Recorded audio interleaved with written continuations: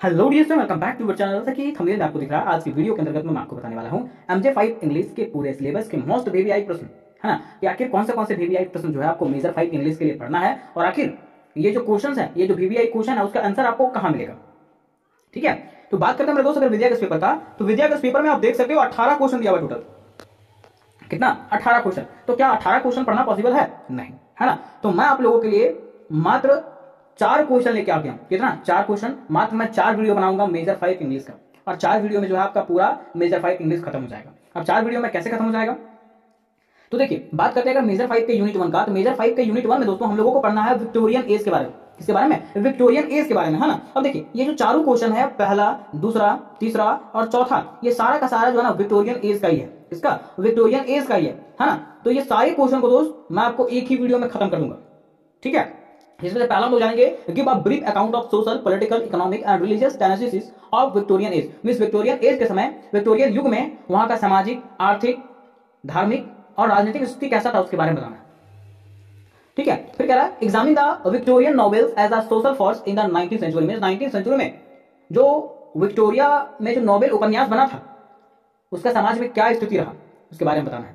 ठीक है, फिर कह रहा है ऑक्सफोर्ड मूवमेंट क्या होता है, ऑक्सफोर्ड मूवमेंट क्या था उसके बारे में बताइए। तो ये भी जो है विक्टोरियन एज से ही संबंधित है ना। चौथा हमारा है what are the main feature of the early Victorian novels. ठीक है, तो दोस्तों ये जो चारों क्वेश्चन है वो चारों का आंसर जो है आपको एक ही वीडियो के अंतर्गत मिलेगा। इस वीडियो नंबर 1 में जो है ना आपको ये चारों का आंसर मिल जाएगा। ठीक है, मतलब ये हुआ आपका पहला प्रश्न, है ना। फिर दूसरे प्रश्न में मैं आपको बताऊंगा यूनिट 2 के प्रश्न, जिसमें से 3 प्रश्न आएंगे। Write the constitution of Jane Austen in the novel of 18th century, है ना। फिर ये भी क्वेश्चन आपका है और ये वाला क्वेश्चन है। ठीक है, ये 3 क्वेश्चन को मैं आपको दूसरे वीडियो में बता दूंगा, और मैं आपको ये भी बताऊंगा कि तीनों में से कोई भी क्वेश्चन आता है तो किस प्रकार से आपको लिखना है। ठीक है, मैंने पूरा विस्तार से वहां पे कहानी के जैसा बताया है, बस एक बार आपको सुनना है और वो चीज जो है आपके माइंड में हमेशा हमेशा के लिए क्या हो जाएगा, सेट हो जाएगा। ठीक है, फिर यूनिट 3 की बात करें तो यूनिट 3 में जो है हमारा 5 क्वेश्चन है। यूनिट 3 में कितना क्वेश्चन है? 5 क्वेश्चन है, और ये भी जो है ना किसके बारे में है, तो इसमें हमारा टॉपिक आता है हार्ड टाइम। क्या आता है? Hard time. ठीक है, देखिए हार्ड टाइम यहां भी आया है, हार्ड टाइम यहां भी है, हार्ड टाइम यहां भी है, और हार्ड टाइम आगे भी होगा। ठीक है, देखिए ये जो है ग्रेड ग्रीन, ये जो है हार्ड टाइम का ही एक कैरेक्टर है, उसके बारे में बताना है ना। तो ये पांचों क्वेश्चन में से कोई भी क्वेश्चन आएगा आपको वही आंसर लिखना है जो मैं क्वेश्चन नंबर 3 में करवाऊंगा। ठीक है, और मैं आपको सटीक तरीके से बताऊंगा कि इनमें से कोई भी क्वेश्चन आता है दोस्त तो आपको कैसे लिखना है, बिल्कुल गड़बड़ी नहीं होगा। ठीक है, फुल मार्क्स मिलेंगे। ठीक, फिर बात करते हैं अगर क्वेश्चन नंबर 4 का, तो क्वेश्चन नंबर 4 में मैं आपको 2 क्वेश्चन कराऊंगा। ठीक है, पहला क्वेश्चन आता, पहला और दूसरा क्वेश्चन जो है वो आपका आता है वर्ड वर्ड्स के बारे में कराऊंगा मैं आपको। ठीक है, ये आपका चौथा क्वेश्चन होगा, और 5वें क्वेश्चन में मैं आपको अर्नोल्ड के बारे में कराऊंगा, अर्नोल्ड ऐसे के बारे में, है ना। तो बस यही 5 क्वेश्चन में दोस्त आपको पढ़ना है, इससे बाहर आपको कुछ भी पढ़ना नहीं है। तो चलिए वीडियो को स्टार्ट करते हैं, और एक एक करके इन क्वेश्चनों को, मींस मैंने जो आपको 5 क्वेश्चन बताया वो एक एक करके ये 5 क्वेश्चनों को हम लोग जानते हैं, और बिल्कुल आसान शब्दों में दोस्तों आपको बताया जाएगा। ठीक है, तो देखिए पहला क्वेश्चन हमारा इस प्रकार से है। आज की वीडियो में हम लोग एक नहीं 4 प्रश्नों को क्लियर करने वाले हैं, जो 100% आपके एग्जामिनेशन में श्योर पूछा जाएगा, है ना। तो आखिर ये 4 प्रश्न किस प्रकार से हैं, तो चलिए मैं आपको बताता हूं कि आखिर ये 4 प्रश्न क्या है। और इसके पहले मैंने मेजर 5 इंग्लिश के वीवीआई क्वेश्चनों का सीरीज अपलोड कर दिया था, जिसमें से मैंने आपको बताया था कि कौन से वीवीआई क्वेश्चन आपको पढ़ना है, और मैंने कहा था कि मात्र मैं 5 ही वीडियो अपलोड करूंगा। ठीक है, और 5 वीडियो में आपका मेजर 5 खत्म हो जाएगा।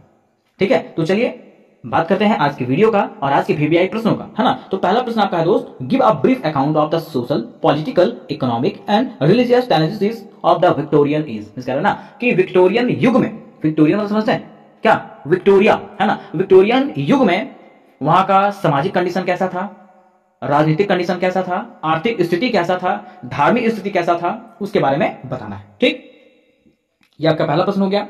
दूसरे प्रश्न में कहा है दोस्त कि examine the Victorian novels as a social force in the 19th century. मिस कह रहा है 19वीं सदी में विक्टोरियन उपन्यास की समाज को मजबूत करने में क्या भूमिका है उसके बारे में बताइए।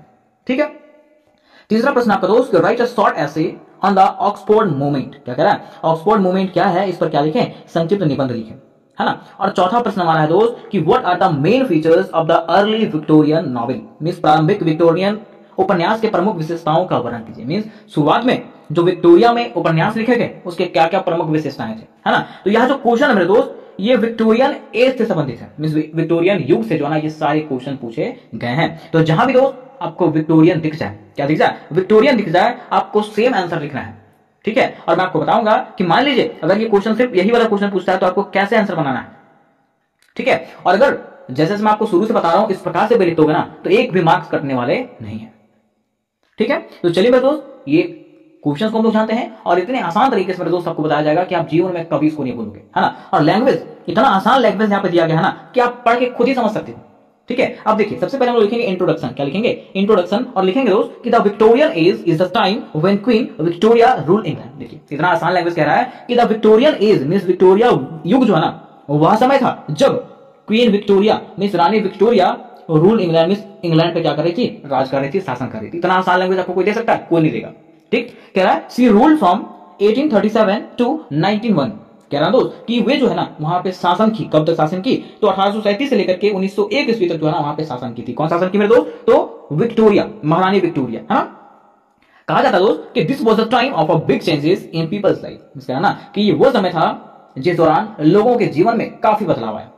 कब? 1837 से 1901 एक ऐसा समय था जिस समय लोगों के जीवन में काफी सारे बदलाव आए। अब किस तरह का बदलाव आया उसके बारे में हम लोग जानेंगे, ठीक है। देखिए कह रहा है कि people were moving from villages to city means लोग जो है ना गांव से कहां बढ़ने लगे? शहरों की तरफ पलायन करने लगे। कह रहा है they were seeing new machine factories railways and school.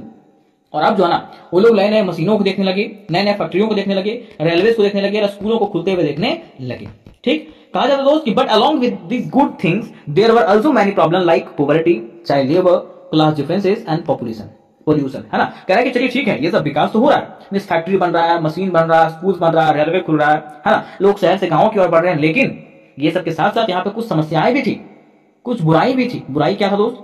तो there were also many problems like poverty, यहाँ पे गरीबी थी, है ना, बच्चे काम कर रहे थे, क्लास डिफरेंस मींस अलग अलग जाति धर्म के लोग यहाँ पे भेदभाव हो रहा था, उसके साथ साथ पॉल्यूशन यहाँ पे बहुत अधिक था।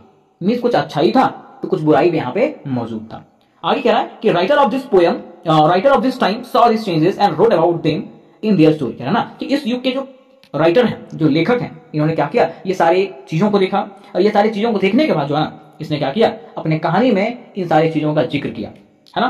कह दोस्त कि this story become novel and they become very popular and powerful. कह रहा ना कि यह जो स्टोरीज हुआ, यह जो कहानी हुआ, ये क्या बन गया? उपन्यास बन गया। क्या बन गया दोस्त? उपन्यास बन गया। और यह जो है ना काफी पावरफुल रहा, काफी पॉपुलर हो गया, काफी प्रसिद्ध हो गया, है ना। कहा जाता है दोस्त कि the social, political, economic and religious tendencies of Victorian is as following. कह रहा ना कि इसके जो सामाजिक, आर्थिक, धार्मिक और राजनीतिक विशेषताएं हैं उसका वर्णन जो है निम्नलिखित रूपों में किया गया है। तो चलिए मेरे दोस्त एक एक करके जो है हम लोग समझते हैं कि आखिर यहाँ की क्या क्या विशेषताएं थी, ठीक है। कह रहा है कि social changes in Victorian age means Victorian युग में यहाँ का सामाजिक बदलाव क्या आया था, है ना, क्या विशेषता थी? तो कहा जाता है दोस्त कि the society was divided between rich and poor. वहां का जो सोसाइटी था, वहां का जो समाज था, वो दो भागों में बटा हुआ था, अमीर और गरीब। कह रहा कि the rich people live in a big houses and had servant. कह रहा ना कि जो अमीर आदमी होते थे वो बड़े बड़े घरों में होते थे, बड़े बड़े घर में रहते थे, जबकि the poor people work hard in factories and live in a small dirty room. ठीक है, जबकि जो गरीब लोग होते थे वो फैक्ट्रीज में काम करते थे, कठिन मेहनत करते थे, उसके साथ साथ वे जो है छोटे से और गंदा रूम में रहते थे, है ना। अमीरों के पास नौकर भी हुआ करता था, और ये नौकर कौन थे? तो गरीब लोग ही थे। ठीक है, ये हमारा सोशल चेंजेस है कहाँ का? विक्टोरियन युग का, है ना। क्या है कि people followed strict rules for speaking, dressing and behaving. वहां पे जो है ना लोगों को काफी कठिन रूल फॉलो करना पड़ता था, बोलने के दौरान, ड्रेसिंग के दौरान, ठीक है, और बिहेविंग, किस प्रकार से आपको बिहेव करना है, कहां पे? तो विक्टोरियन युग में। कहा जाता दोस्त कि women had no freedom, they could not go schools, vote और गेट गुड जॉब। कह रहा ना कि उस दौरान जो है ना महिलाओं को आजादी नहीं था। ठीक है, वे जो है स्कूल नहीं जा सकती थी, वोट नहीं दे सकते थे, और अच्छे जॉब लोग प्राप्त नहीं कर सकते थे। कौन? महिला। ठीक है, ये उन लोगों को आजादी नहीं था इस चीज का। कह रहे दोस्त girls were married early and expected to stay at home. कह रहे ना कि लड़कियों का विवाह जो है वो समय से पहले हो जाता था, जल्दी हो जाता था, और expected to stay at home. ठीक है, ऐसा उम्मीद किया जाता था कि वो लोग घर में ही रहेंगे, घर से बाहर नहीं निकलेंगे, मींस घर के चार दीवारी के अंदर ही वो लोग रहेंगे। कह रहा है कि स्लोली एजुकेशन स्टार्टेड ग्रोइंग। कह रहा ना कि लेकिन धीरे धीरे यहाँ पे क्या हुआ? एजुकेशन ने एक नया रूप लिया, है ना। कह रहा न्यू स्कूल्स वर ओपन, यहाँ पे नए नए स्कूल चालू हुए। ठीक है, but poor children still had to work. लेकिन गरीब लोग जो है ना, गरीब बच्चे जो है अभी भी काम कर रहे थे, है ना। There was no TV or mobile at that time, so reading novels become a big source of learning and fun। कहना ना कि उस समय कोई टीवी नहीं था, ना कोई मोबाइल था, इसीलिए नॉवेल्स को पढ़ना जो है ना उस समय सीखने और मजाक करने, मतलब एंजॉय करने का क्या था? एक जरिया था, है ना। तो लोग क्या करते थे? वही सब कहानियों को पढ़ते रहते थे, है ना। अब दूसरा आ रहा दोस्त political changes in Victorian age, means यहाँ पे राजनीतिक बदलाव क्या आए थे? क्या in the beginning only rich man could vote and make laws. कहना ना कि शुरुआत में ऐसा कहा गया कि सिर्फ अमीर लोग ही क्या करेंगे, वोट दे सकते हैं और वो लोग कानून बना सकते हैं। But during this age the government pass some new laws and called reform act, ना कि लेकिन इस युग के दौरान जो है ना, गवर्नमेंट ने, सरकार ने जो है कुछ नए नए कानून लागू किए, जिसको रिफॉर्म एक्ट के नाम से भी जाना जाता है। क्या this laws gave voting rights to middle class and working class men. इस रिफॉर्म एक्ट में क्या किया गया, तो इसमें ऐसा कानून बनाया गया जिसमें मिडिल क्लास लोग भी क्या कर सकते हैं, वोटिंग दे सकते हैं, है ना, और जो वर्किंग है, जो लेबर्स वगैरह है, वो लोग भी वोट दे सकते हैं। कह रहा है कि parliament become stronger and started making rules for worker and poor people. कह रहा ना कि अब जो यहाँ पे पार्लियामेंट जो है वो क्या बन चुका था, मजबूत बन चुका था, जिसके कारण से वो जो है वर्कर्स के लिए और गरीब लोगों के लिए क्या बनाने लगा, रूल्स बनाने लगा, नियम बनाना चालू करने लगा। ठीक है, क्या England become very powerful and it rules over many countries like India, Africa, Australia. कह रहा ना कि अब जो है इंग्लैंड जो है क्या बन चुका था, बहुत ही पावरफुल कंट्री बन चुका था, है ना, जो क्या करता है, दूसरे देशों पर भी अपना शासन जमाता है, जैसे कि भारत पर, अफ्रीका पर, ऑस्ट्रेलिया पर, है ना, एटीसी कई ऐसे देश हैं जहां पे अपना शासन ये जमाया था।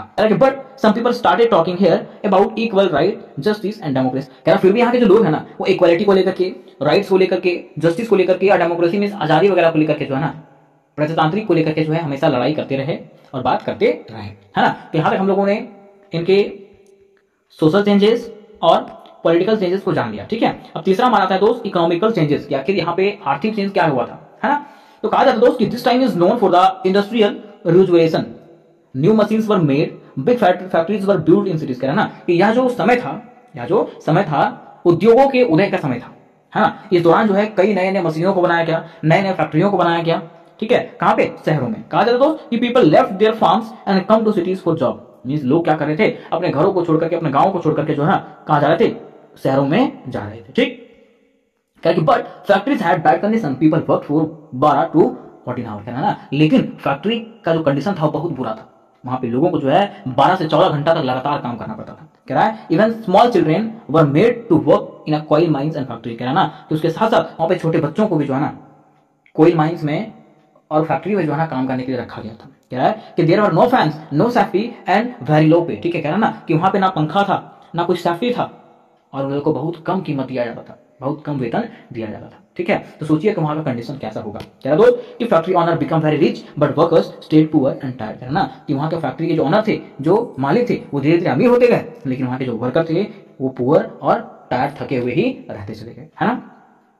दोस्त this time the gap between rich and poor become bigger. ठीक है, कह रहा कि यह वही समय था जिसने क्या कर दिया, अमीरों और गरीबों के बीच में एक बड़ा सा क्या बन कर दिया, दीवार खड़ा कर दिया। ठीक है, अब मेरे दोस्त चौथा हमारा पॉइंट आता है रिलीजियस टेंडेंसीज इन विक्टोरियस एज। मींस धार्मिक परिवर्तन क्या हुआ था, धार्मिक विशेषता क्या था, उसके बारे में बताइए। तो कह रहा है कि people in this age were very religious. कह रहा ना कि इस युग के जो लोग थे वो बहुत ही धार्मिक थे। कह रहा है कि they went to church regularly, वो लोग क्या करते थे, रेगुलर मींस प्रत्येक दिन जो है चर्च जाया करते थे। But some people started asking question about religion, लेकिन कुछ ऐसे भी लोग थे जिन्होंने धर्म पे सवाल उठाना शुरू कर दिया। कह रहा है कि new sciences ideas like Darwin's theory said that humans come from animals not Adam and ewe. देखिए कुछ लोगों का ऐसा मानना था, न्यू साइंस जो आया था उन लोगों का ऐसा कहना था कि humans come from animals, humans जो है ना एनिमल से मिलकर के बने हुए। ठीक है, नॉट आदम और ईव। ठीक है, ये कौन कहते थे, तो डार्विन्स थ्योरी ने कहा था। अब कह रहा है कि जब ऐसा कहा गया तो कह रहा है कि दिस मेड पीपल कंफ्यूज। अब ये क्या कर दिया, लोगों को कंफ्यूज कर दिया कि व्हाट टू बिलीव, रिलीजन और साइंस। अब लोगों को समझ में नहीं आ रहा था कि धर्म पे विश्वास किया जाए कि साइंस पे विश्वास किया जाए।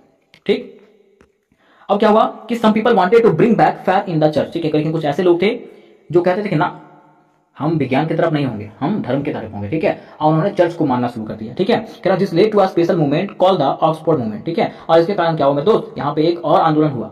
यहाँ पे क्या हुआ, एक आंदोलन होने लगा जिसको हम लोग कहते हैं ऑक्सफोर्ड मूवमेंट। क्या कहते हैं, ऑक्सफोर्ड मूवमेंट। ठीक है, अब यहाँ पे कह रहा है कि ऑक्सफोर्ड मूवमेंट क्या था, तो चलिए हम लोग जानते हैं कि आखिर ऑक्सफोर्ड मूवमेंट क्या है। तो वही हमारा क्वेश्चन है कि what was the Oxford movement. ये क्वेश्चन आपको पूछ सकता है कि write a short notes on Oxford movement, है ना। तो कहा जा रहा है दोस्त कि the Oxford movement started in Oxford university in 1833। कह रहा ना कि ऑक्सफोर्ड जो आंदोलन हुआ था ये कब हुआ था, तो 1833 में हुआ था। कहां पे हुआ था, तो ऑक्सफोर्ड यूनिवर्सिटी में हुआ था, है ना।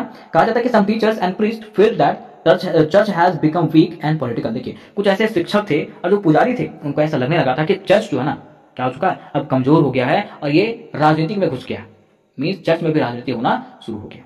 किसको लग रहा था, तो वहां के कुछ शिक्षकों को और पुजारियों को। कह रहा है कि they wanted to make it holy, spiritual and strong again. वे चाहते थे कि इसको फिर से पवित्र बनाया जाए, है ना, आत्मिक बनाया जाए और फिर से मजबूत बनाया जाए। कौन चाहते थे? वहां के शिक्षक और वहां के पुजारी, है ना। क्या दोस्त, the main leader was John Henry Newman. इसके जो मेन लीडर थे, ये जो आंदोलन है उसके जो मेन लीडर थे वो कौन थे? जॉन हेनरी न्यूमैन, है ना। कह रहा कि they wrote small booklets called tract, so it is also called the Tractarian movement. ठीक है, कह रहा ना कि इन्होंने क्या किया, इसको छोटे छोटे भागों में भी बांट के रखा, इसलिए इसको जो है ट्रैक्टरियन मूवमेंट भी कहा जाता है। क्या दोस्त, they said that the church should follow all tradition and keep it values. कह रहा ना, तो वो कहते हैं कि चर्च को जो है पहले की ट्रेडिशन को फॉलो करना चाहिए, मींस पहले की संस्कृति को फॉलो करना चाहिए, तभी इसका वैल्यू बना रहेगा। ये कौन कहते हैं? तो जॉन हेनरी न्यूमैन कहते हैं। ठीक, क्या this movement help bring new life to religion. यह जो मूवमेंट था उसने क्या किया? धर्म को जो है एक नया जीवन दिया। And also inspired many writers to write about fact, doubt and truth. Means इसने क्या किया? तो कई ऐसे राइटरों को जो है ना इंस्पायर किया, सीख दिया कि हम लोगों को फैक्ट मतलब क्या होता है? विश्वास, डाउट और ट्रूथ पे जो है लिखना चाहिए। ठीक है, तो यहां तक हम लोगों ने ये समझा कि आखिर हमारा जो ऑक्सफोर्ड मूवमेंट था वो क्या था और ये किसने चलाया। ठीक, अब हमारा क्वेश्चन आता है मेरे दोस्त कि how novels became a social force. Novel जो है ना कैसे समाज को बदलने का प्रयास करता है। तो कह रहा है कि before the Victorian age people mostly read poems and plays, but in this age the novel became the most important form of literature. कह रहा दोस्त कि विक्टोरियन एज के पहले जो है ना दोस्त, पीपल क्या करते थे? पोएम्स और प्लेस पढ़ते थे, है ना। बट इन दिस एज, लेकिन इस एज में, इस युग में, the novel become the most important form of literature. ठीक है, साहित्य का जो है ना सबसे महत्वपूर्ण हिस्सा बन गया कौन? नॉवल, मींस उपन्यास, है ना। कहा जाता है कि novels were not just story. Novels जो है ना सिर्फ कहानी नहीं होता है, they were like mirrors showing the real face of society. ठीक है, ये जो होता है ना उस आईने के समान होता है जो क्या करता है? सच्चाई का साथ देता है ना, और ये जो हमारे समाज की सच्चाई को बताता है। कह रहा है कि विच आर एज फॉलोइंग। तो चलिए हम लोग जानते हैं कि आखिर ये किस तरह की सच्चाई को बताता है। तो कह रहा है कि सॉल्व रियल प्रॉब्लम, ये जो है ना समाज के सही प्रॉब्लम को बताता है कि आखिर वहां पे क्या प्रॉब्लम चल रहा है। कह रहा है कि writers like Charles Dickens, Elizabeth Gaskell and Thomas Hardy solve real problem, poor children, dirty factories, rich बस पुअर, सैड वुमेन, है ना। ये सब बातें को बताते हैं कौन? तो इस पोयम में, इस उपन्यास में। ठीक है, दूसरा कहा गया दोस्त गेव मोरल लेसन। इसमें जो है ना कुछ मोरल लेसन बताया जाता है, कुछ सीख वाली चीजें बताई जाती है। कह रहा है कि novels taught readers how to be kind, honest, hard working and helpful. देखिए कह रहा है ना, ये जो नॉवेल है वो हम लोगों को सिखाता है। ठीक है, जो पढ़ता है उसको सिखाता है कि कैसे हम लोग को दयालु बनना चाहिए, कैसे हम लोग को ईमानदार बनना चाहिए। ठीक है, हार्ड वर्किंग बनना चाहिए और हेल्पफुल बनना चाहिए। कह रहा है They thought that good wins and evil fell। वो दिखाता है कि जो अच्छाई होता है वो हमेशा जीतता है, जो बुराई होता है वो क्या हो जाता है? असफल हो जाता है। ये कौन सिखाता है हम लोग को? तो नॉवेल सिखाता है। ठीक है, फिर तीसरा इसका विशेषता है दोस्त give voice to the poor. कह रहा है कि the main characters in this novel were not kings और क्वीन। कह रहा ना कि जो कविता है, ये जो नॉवेल है, इसके मुख्य जो कैरेक्टर्स हैं, जो पात्र हैं, वो कोई राजा और रानी नहीं है। They were workers, teachers, orphans and normal people. ठीक है, वे कौन है? तो वर्कर्स हैं जो काम करते हैं, शिक्षक हैं, अनाथ बच्चे हैं और नॉर्मल पीपल है। कह रहा है readers feel that this were their our story. ठीक है, और पढ़ने वालों को दोस्तों ऐसा लगता है कि ये हमारा अपना ही कहानी है ना। फिर चौथा में कह रहा दोस्त कि हेल्प टू चेंज सोसाइटी। ये जो है ना हमारी सोसाइटी को बदलने का प्रयास करता है। कैसे? कह रहा है because of novels people started to feel for others. ठीक है, नॉवेल के कारण जो है ना लोगों को दूसरों के बारे में फील होना शुरू हो गया, है ना। They begin to think about justice, fairness and making life better of all. कह रहा ना कि इसके वजह से जो है ना लोग सोचने के लिए मजबूर हो गए। जस्टिस मतलब क्या? न्याय के लिए, fairness and making life better. ठीक है, अपने जीवन को बेहतर बनाने के लिए, है ना, लोगों ने सोचना शुरू कर दिया। और इससे जब ये सारा सोचेंगे तो हमारा समाज क्या होगा? बदलेगा। फिर कह रहा मेड पीपल थिंक, मींस कह रहा novel made people think deeply about life, work, family, love, religion and society. Means कह रहा ना किसने क्या किया? तो लोगों को जो है ना गहराई से सोचने के एक कला दिया, जिसके कारण लोग जो है ना गहराई से अपने जीवन के बारे में, अपने काम के बारे में, फैमिली के बारे में, लव के बारे में, रिलीजन के बारे में, सोसाइटी के बारे में जान पाते हैं। तो यहां तक हम लोगों ने समझा कि आखिर किस प्रकार से इस युग में जो नोवेल आया था वो हमारे समाज को एक मजबूती प्रदान करता है। ठीक है, फिर नेक्स्ट हम लोग पॉइंट बनाएंगे दोस्त features of early Victorian novel. Means Victorian युग में जो नॉवेल आया था उसके क्या क्या फीचर्स थे, क्या क्या विशेषताएं थी, उसके बारे में बताइए। तो कह रहा दोस्त early Victorian novels had some special and simple feature which are as following. कह रहा ना कि विक्टोरियन युग में जो क्या आया था, नॉवेल्स आया था, उसकी कुछ महत्वपूर्ण विशेषताएं हैं जिसका वर्णन निम्नलिखित रूपों में किया गया है। तो पहला कह रहा दोस्त रियलिस्टिक स्टोरी। इसमें से जो कहानियां होती थी वो रियल होती थी, सचमुच का आधारित होता था। कह रहा कि the novels were not about magic और fantasy, they were based on real life and real people. कह रहा ना यह जो कहानी है कोई जादू टोना टोना का नहीं होता था, यह कहानी एकदम सच्ची घटना पर आधारित होता था। दूसरा कह रहा लॉन्ग एंड डिटेल। कह रहा कि this novels were long, sometimes printed in parts in newspaper, they had many characters and subplots. कह रहा ना दोस्त कि यह जो नॉवेल्स होता है बड़ा भी होता है, ठीक है, और इतना भी बड़ा होता है जिसको पेपर में छापने की जरूरत हो जाती है। क्या है, इसमें कई सारे कैरेक्टर्स काम करते हैं और ये सब प्लॉट मीन्स वो कहानी के अंदर भी कुछ कुछ कहानी होता है ना। फिर क्या कि क्लियर मोरल मैसेजेस, इसकी तीसरी विशेषता है कि ये जो है हम लोग को मैसेज भी देता है, ठीक है, कुछ सीख भी देता है। कैसे सीख देता है, क्या almost every novel taut on lesson, कह रहा है ना कि जितने भी नॉवेल होते हैं ना वो हमें कोई ना कोई लेसन जरूर सिखाता है। कह रहा है कि लाइक डोंट बी ग्रीडी, जैसे कि लालची मत बनो, ठीक है, हेल्प द पुअर मीन्स गरीबों का मदद करो, और स्पीक द ट्रूथ मीन्स सच बोलो, ठीक है। इस प्रकार के हम लोगों को लेसन सिखाया जाता है कब, नॉवेल के दौरान, ठीक है।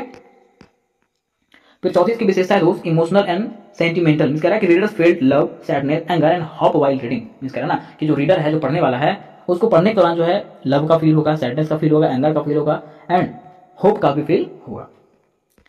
आगे दोस्त पांचवा इसका विशेषता है डिस्क्राइब सिटीज एंड सोसाइटी, कह रहा है कि novels gap full picture of London factories schools etcetera, means कह रहा है ना कि नॉवल में जो है ना सारी चीजों का फोटोज दिया हुआ है, चाहे वो फैक्ट्री हो, स्कूल हो, लंदन के शहर हो, है ना, सब का फोटो दिया हुआ। कह रहा है कि रीडर्स कुड इमेजिन एवरीथिंग, जिससे जो है ना रीडर्स मींस पढ़ने वाला जो है इमेजिन कर सकता है। जब रीडर्स फोटो दिखता है ना तो इमेजिन करता है कि हाँ वो ऐसे बना होगा, उसका घर ऐसे होगा, है ना।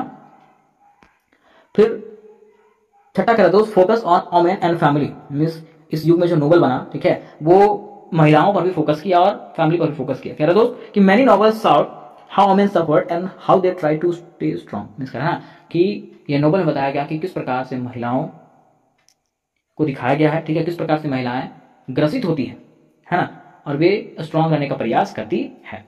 तो ये मेरे दोस्त विक्टोरियन युग के नॉवेल्स का क्या था, विशेषता था। अब अंत में बारी आती है दोस्त कंक्लूजन का। कंक्लूजन मतलब निष्कर्ष का। तो निष्कर्ष में आपको क्या समझ में आया, ऊपर से नीचे तक अभी क्या समझ में आया, तो जो भी समझ में आया इसको आपको छाप देना निष्कर्ष में। लिखना इस प्रकार से कि the Victorian as was a time of hug change, करना विक्टोरियन एज एक ऐसा युग था जिसमें काफी बड़ा बदलाव हुआ, है ना। It was full of progress but also full of pain, कहना कि हालांकि ये प्रोग्रेस का दिन रहा लेकिन इसमें काफी तकलीफ भी झेलना पड़ा लोगों को।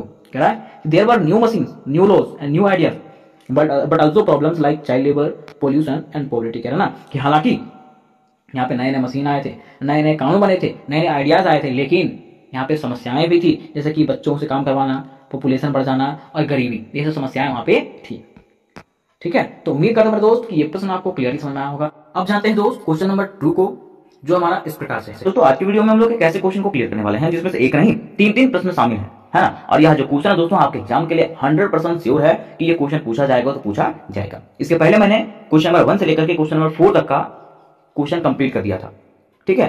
तो आज की वीडियो में दोस्तों हम लोग क्वेश्चन नंबर 5 को, क्वेश्चन नंबर 6 को और क्वेश्चन नंबर 7 को जानेंगे, जो इस प्रकार से है। पहला क्वेश्चन हमारा है write the contribution of Jane Austen in the novel of 18th century, means 18वीं शताब्दी का जो नॉवेल रहा है, जो उपन्यास रहा है, उसमें से जेन ऑस्टन का क्या योगदान रहा है उसके बारे में बताइए, ठीक है। दूसरा क्वेश्चन आपका है like a true comedian Jane Austen first literary impulse was humorous, कह रहा है कि एक हास्य लेखक मींस कॉमेडियन होते हुए आप बताइए कि जेन ऑस्टन का जो पहला साहित्यिक प्रवृत्ति था, मींस जो कहानी, जो उपन्यास था, क्या वो हास्यपूर्ण था, मतलब मजाकिया था। कह रहा discuss with example from pride and Prejudice, ठीक है। मींस कह रहा है कि इसको जो है ना, उनका जो उपन्यास है प्राइड एंड प्रेजुडिस, ठीक है, उसके अनुसार से हमें बताइए कि ये हास्यपूर्ण है कि नहीं है। तो ये दूसरा क्वेश्चन आपका।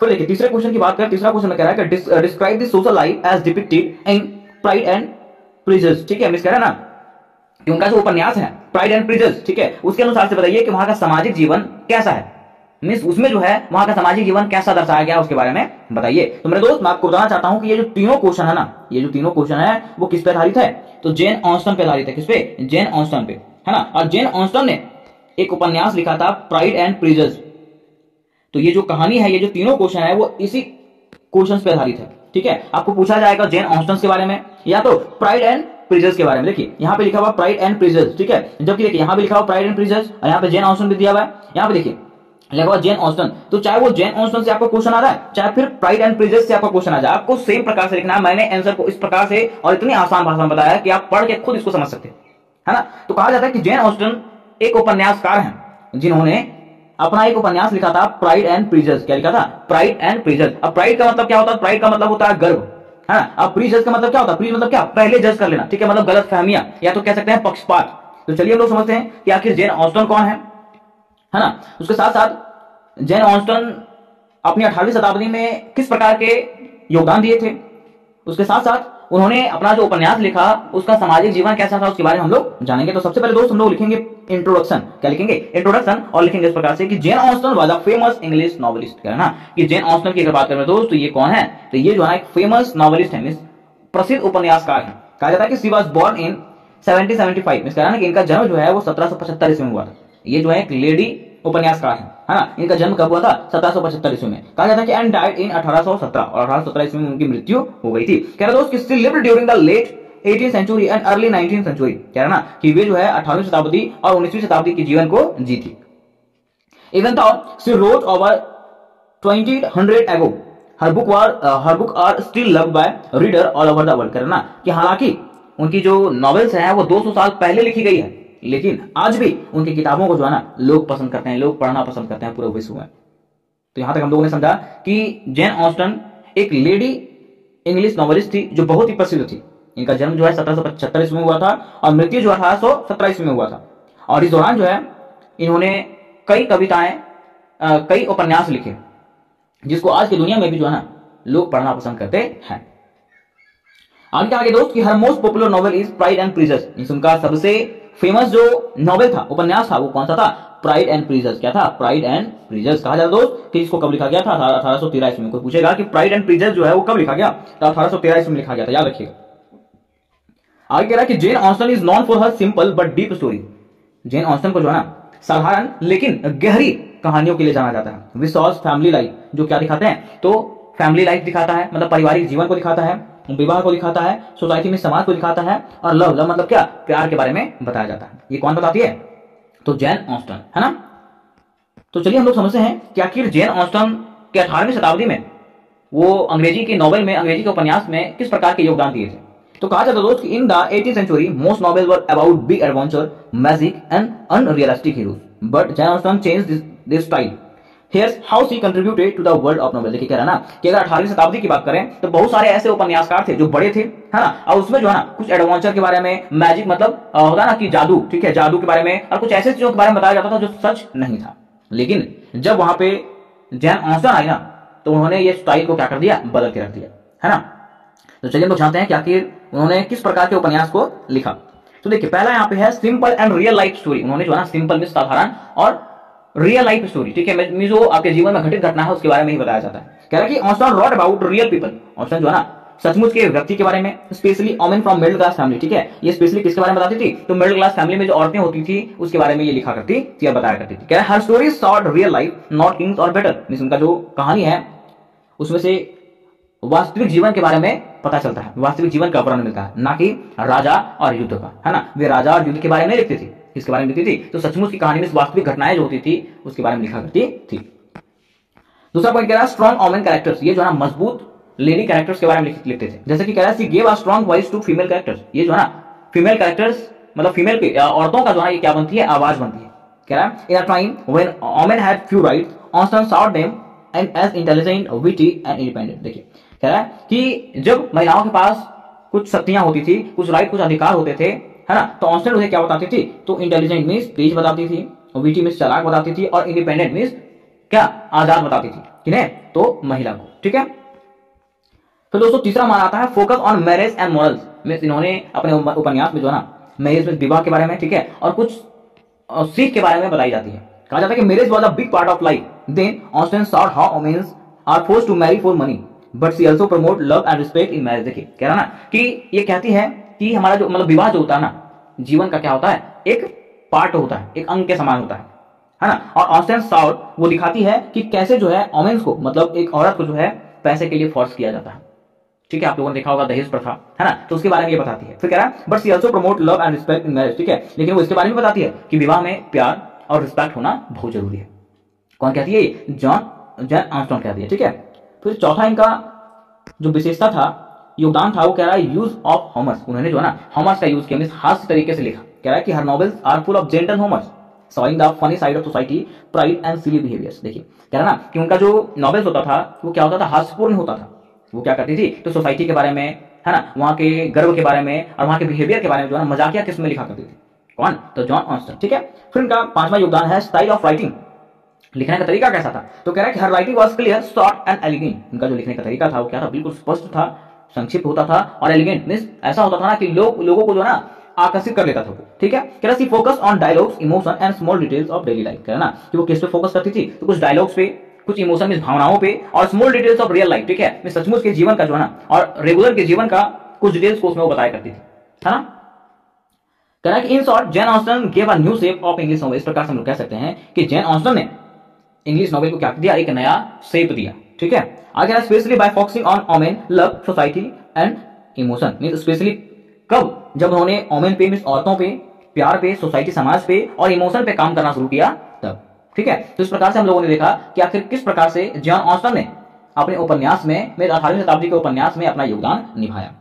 अब देखिए दोस्तों, दूसरा क्वेश्चन हमारा था कि Pride and prejudice an example of her greatness, means इनका जो एक उपन्यास था प्राइड एंड प्रेजुडिस, ये उनका ग्रेटनेस में महानता का एक एग्जांपल है। कैसे, तो कह रहा है कि Pride and Prejudice is Jane Austen most famous novel, means Pride and Prejudice जो है ना जॉन ऑस्टन का सबसे फेमस मतलब प्रसिद्ध नॉवेल था। It tells the story of Elizabeth beneath and mister डार्की, कह रहा ना कि ये जो है ना किसकी कहानी बताता है, तो एलिजाबेथ बिनेट की एंड मिस्टर डार्की की ये जो है ना कहानी बताता है, ठीक है।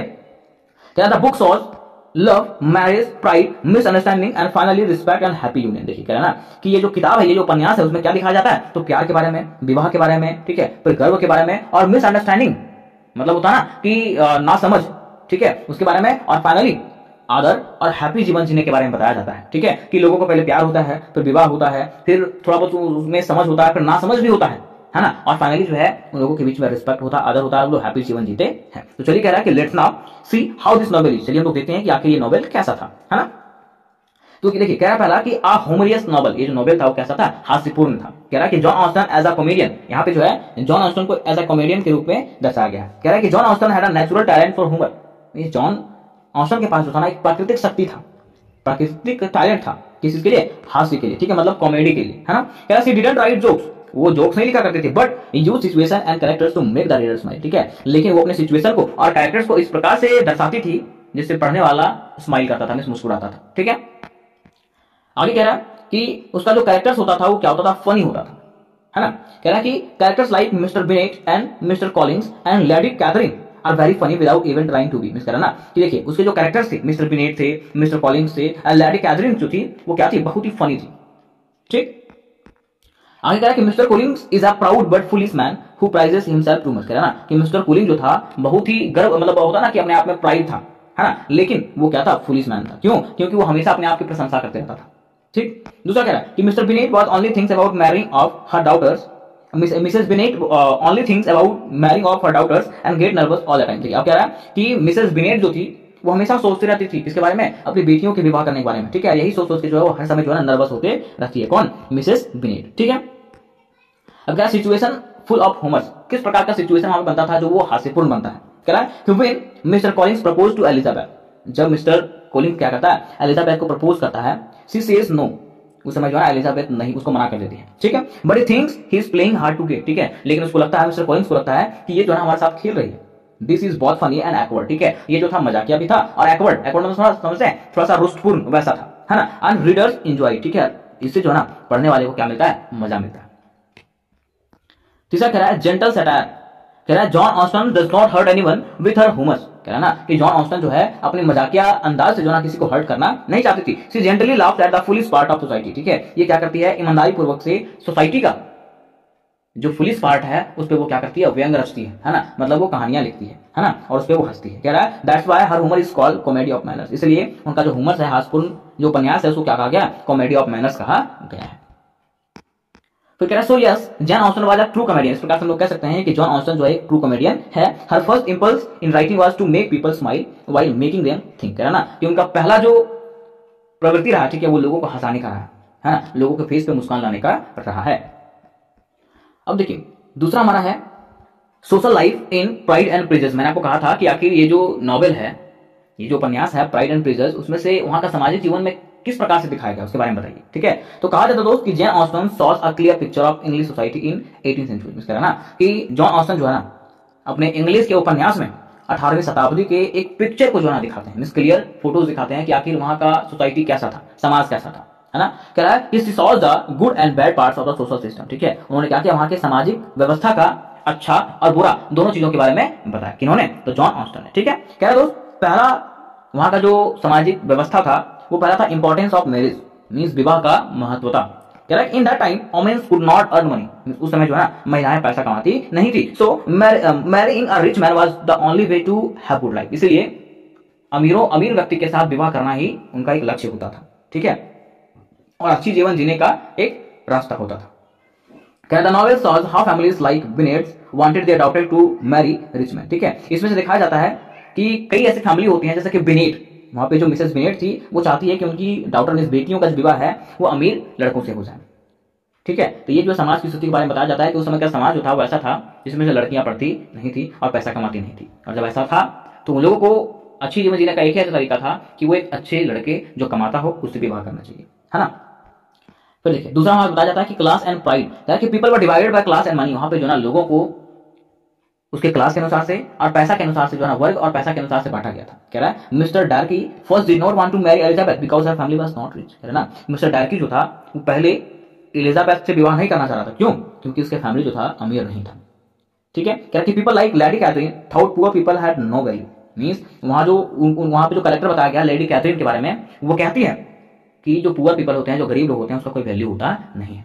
तो समाज के बारे में ये बताया जा रहा है। ठीक है, फिर तीसरा में इन्होंने जो है ना वुमेन्स पोजीशन मींस महिलाओं की स्थिति के बारे में बताया। कि womens had to be beautiful, polite and good at music to be accepted. They had no freedom to study or work, but characters like Elizabeth were different, smart, bold, and not afraid of speak the truth. इस तरह ना कि अगर बात करें वहां की स्थिति का तो वहां की महिलाएं जो है ना ब्यूटीफुल होनी चाहिए, पोलाइट शांत होनी चाहिए और म्यूजिक भी उनको आना चाहिए, तभी उनको एक्सेप्ट किया जाएगा। ठीक है, और उनको जो था क्या they had no freedom study और वर्क, उनको पढ़ने का और काम करने का फ्रीडम नहीं था। लेकिन उसमें से जो कैरेक्टर्स का यूज किया गया है किसका? एलिजाबेथ का, वो क्या थे? बिल्कुल अलग थी। वो स्मार्ट थी, बोल्ड थी and not afraid of speak the truth. ठीक है, वो सच्चाई कहने से डरती नहीं थी, मतलब वो समाज के जो है ना धज्जियां उड़ा के रख देती है। ठीक, चौथा कह रहा है गोसिप एंड मैनर्स। कह रहा people love to talk about each other, there was a lot of gossip. वहां पे जो है ना कई प्रकार के बहसबाजी होती है। It says that manners were very important, और उसमें कहा जाता है कि मैनर जो है ना सबसे जरूरी है। A small mistake in behavior could bring shame to the whole family। कहना ना कि आपके बिहेवियर में बस एक ही चीज गड़बड़ाई कि वो पूरा फैमिली को शर्मसार कर देगी। ठीक है, मतलब अगर आपके बिहेवियर में दाग लगा तो ये पूरा फैमिली में दाग लग जाएगा, पूरा फैमिली के बिहेवियर में दाग लग जाएगा। ठीक है, फिर पांचवा आता है रिस्पेक्ट एंड लव। कहा जाता है कि the novel also shows that the real love need is respect and understanding. कह रहा ना कि इसमें से रियल लव के बारे में और आदर के बारे में बताया जाता है ना। So Elizabeth and Darcy had to change themselves before they could have each other truly. ठीक है, कह रहा है कि और अंत में जो है ना एलिजाबेथ और डार्की एक दूसरे को समझते हैं और उनका अंत में विवाह हो जाता है। ठीक, अब अंत में बारी आती है कंक्लूजन का, निष्कर्ष का। तो निष्कर्ष में क्या लिखेंगे दोस्त? हम लोगों ने जो समझा उसी को जो है आपको निष्कर्ष में लिख देना है कि Jane Austen was a great writer who give new direction to English novel. She showed that stories could be simple, real and still powerful. कह रहा ना कि अगर जॉन ऑस्टन की बात करें तो वो जो है ना इंग्लिश नॉवेल की एक ग्रेट राइटर थी जिन्होंने इंग्लिश नॉवेल को एक नया दिशा दिया। सी सॉ दैट, वो दिखाती है कि स्टोरीज अगर सिंपल रहे, रियल रहे और स्टिल रहे, मतलब रियल रहे, फिर भी वो क्या आती है? पावरफुल होती है। In Pride and Prejudice she mixes love, pride, class and society in a beautiful way. कह रहा ना कि वो अपने उपन्यास में जो है ना लव के बारे में, प्राइड के बारे में, क्लास के बारे में, सोसाइटी के बारे में बहुत ब्यूटीफुल तरीके से बताती है। क्या है? Her humour strong characters and honest picture of society make her writing very special. Means उनका जो हास्यपूर्ण तरीका रहा है उनके कैरेक्टर्स के लिए और जो पिक्चर्स रहा है वे लोगों को क्या करती है? हंसाने का काम करती है। She believed in love with respect, marriage with choice and laughing at foolishness without hurting anyone। कह रहा ना कि वो विश्वास करती है किस पे? प्यार पे और आदर पे, है ना। उसके साथ साथ वो समाज में जो फुलिशनेस होती है, जो मूर्खता होती है, उस पे वो हंसती है, लेकिन विदाउट किसी को हर्ट किए हुए। ठीक, even today readers love Jane Austen because her books feel real, honest, funny and warm like just like real life. देखिए कह रहा ना कि अगर आज की बात करें तो आज भी जो है ना रीडर्स जो है पढ़ने वाले जो है जॉन ऑस्टन की किताबें को पसंद करते हैं, क्योंकि उसमें से रियल लव के बारे में, ऑनेस्ट के बारे में, फनी और वार्म के बारे में बताया गया। मींस असल जीवन के समस्याओं के बारे में और चीजों के बारे में उन्होंने जिक्र किया है। तो उम्मीद करता हूं दोस्त ये प्रश्न आपको समझ में आया होगा। तो बढ़ते हैं हम लोग अब वीडियो नंबर 3 मींस कह सकते हैं क्वेश्चन नंबर 3 की तरफ। ठीक है, आज के वीडियो में मैं आपको मेजर इंग्लिश के एक नहीं 5 प्रश्नों को क्लियर करवाने वाला हूं जो आपके एग्जामिनेशन के लिए बेहद आवश्यक होने वाला है। इससे पहले दोस्तों मैंने आपको क्वेश्चन नंबर 7 तक कंप्लीट करवा दिया था, है ना। अब बारी आती है क्वेश्चन नंबर 8, 9, 10, 11 और 12 का, और ये पांचों क्वेश्चन को हम लोग एक ही वीडियो में जानेंगे, क्योंकि ये पांचों प्रश्न जो है ना एक ही टॉपिक से रिलेटेड होने वाला है ना। तो देखिए क्वेश्चन पे सबसे पहले आपको दिखाता हूं। क्वेश्चन यहाँ पे कह रहा है कि हाउ कैन यू से that hard time present the society of Victorian age. Means आप कैसे कह सकते हैं कि हार्ड टाइम जो है ना वो विक्टोरियन एज के समाज को दर्शाता है, या तो वहां के सोसाइटी, सामाजिक जीवन को दर्शाता है, उसके बारे में बताइए। ठीक है। दूसरा प्रश्न आपका, mention the symbolism in hard time, means hard time में किस सिंबल का उपयोग हुआ, किस किस सिंबल का उपयोग हुआ इसके बारे में बताइए, ठीक है। तीसरा क्या दोस्त, कि show that Hard times is the tragedy of mister Gradgrind, इसका ना कि दिखाइए कि हार्ड टाइम जो है ना किस प्रकार से मिस्टर ग्रैडग्रीन के लिए दुख का कारण बनता है, ठीक है। फिर नेक्स्ट क्वेश्चन आपका है कि write a character sketch of Louisa Gradgrind, है ना, और ये भी क्वेश्चन जो है वो हार्ड टाइम से ही है। और लास्ट क्वेश्चन आपका है write a character sketch of Tom Gradgrind, means ये पांचों क्वेश्चन जो है ना आपका हार्ड टाइम से है, किससे, हार्ड टाइम से, ठीक है। तो चलिए मैं आपको संक्षिप्त में एक स्टोरी सुनाता हूं, कहानी सुनाता हूं, और एक कहानी के जरिए बताता हूं कि आखिर ये जो क्वेश्चंस है, ये जो पांचों क्वेश्चन है वो किस पे आधारित है और किस चीज के बारे में इसमें चर्चा किया गया है।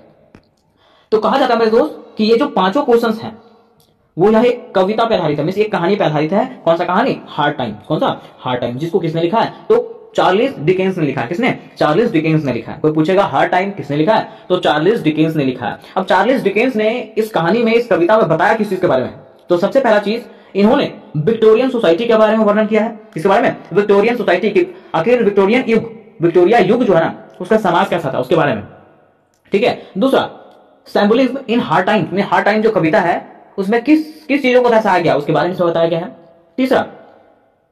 तीसरा चीज जो है tragedy of mister Gradgrind, mister Gradgrind के दुखों के बारे में यहाँ पे चर्चा किया गया इसमें।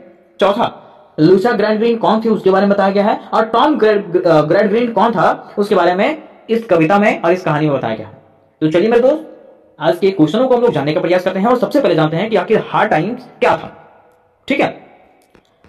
तो लिखेंगे इस प्रकार से, सबसे पहले लिखेंगे इंट्रोडक्शन, क्या लिखेंगे दोस्त, इंट्रोडक्शन, और लिखेंगे कि hard times is a novel written by Charles Dickens in 1854। क्या कह रहा है, हार्ड टाइम्स जो है ना एक उपन्यास है, क्या है, उपन्यास, मींस कह सकते हैं कहानी या तो कविता, ठीक है, जो किसके द्वारा लिखा गया दोस्त, तो चार्ल्स डिकेंस के द्वारा। किसके द्वारा, चार्ल्स डिकेंस के द्वारा लिखा गया। कब लिखा गया, 1854 ईस्वी में। कह रहा है कि it is one of his shortest but most powerful novel, कह रहा है ना कि यह जो है इनकी सबसे छोटी लेकिन सबसे पावरफुल उपन्यास है इनकी, तो चार्ल्स डिकेंस की, है ना।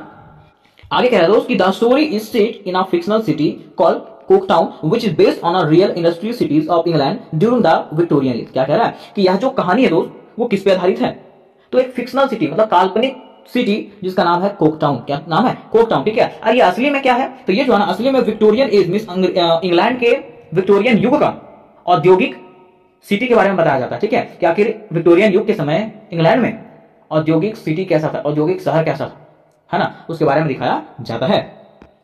कह रहा दोस्त कि this novel shows how too much focuses on fact money and works can destroy human emotion loves and happiness. देखिए इस नॉवेल में ये भी दिखाया जाता है कि कैसे कोई, मान लीजिए हम लोग सबसे ज्यादा फैक्ट पे अगर भरोसा करते हैं, मनी पे अगर भरोसा करते हैं और वर्क पे अगर भरोसा करते हैं, मींस आपके मन में बस यही चल रहा है कि हमको पैसा चाहिए, हमको काम करना है, ठीक है, और सच्चाई पे अगर आप अड़े रहोगे, एक ही चीज पे अगर आप अड़े रहोगे, तो ये जो है ना मनुष्यों के इमोशंस, लव और हैप्पीनेस को क्या कर देता है, हमेशा हमेशा के लिए खत्म कर देता है, ठीक है। मतलब देखिए पैसा कमाना है, काम करना है, लेकिन ऐसा नहीं कि इमोशन को ही खत्म कर देना है ना, इमोशन को बना करके रखना है, प्यार को बना करके रखना है, हैप्पीनेस में खुशियों को बना करके रखना है। ऐसा नहीं कि दिन भर काम करना है, काम करते रहना, ऐसा नहीं, ठीक है।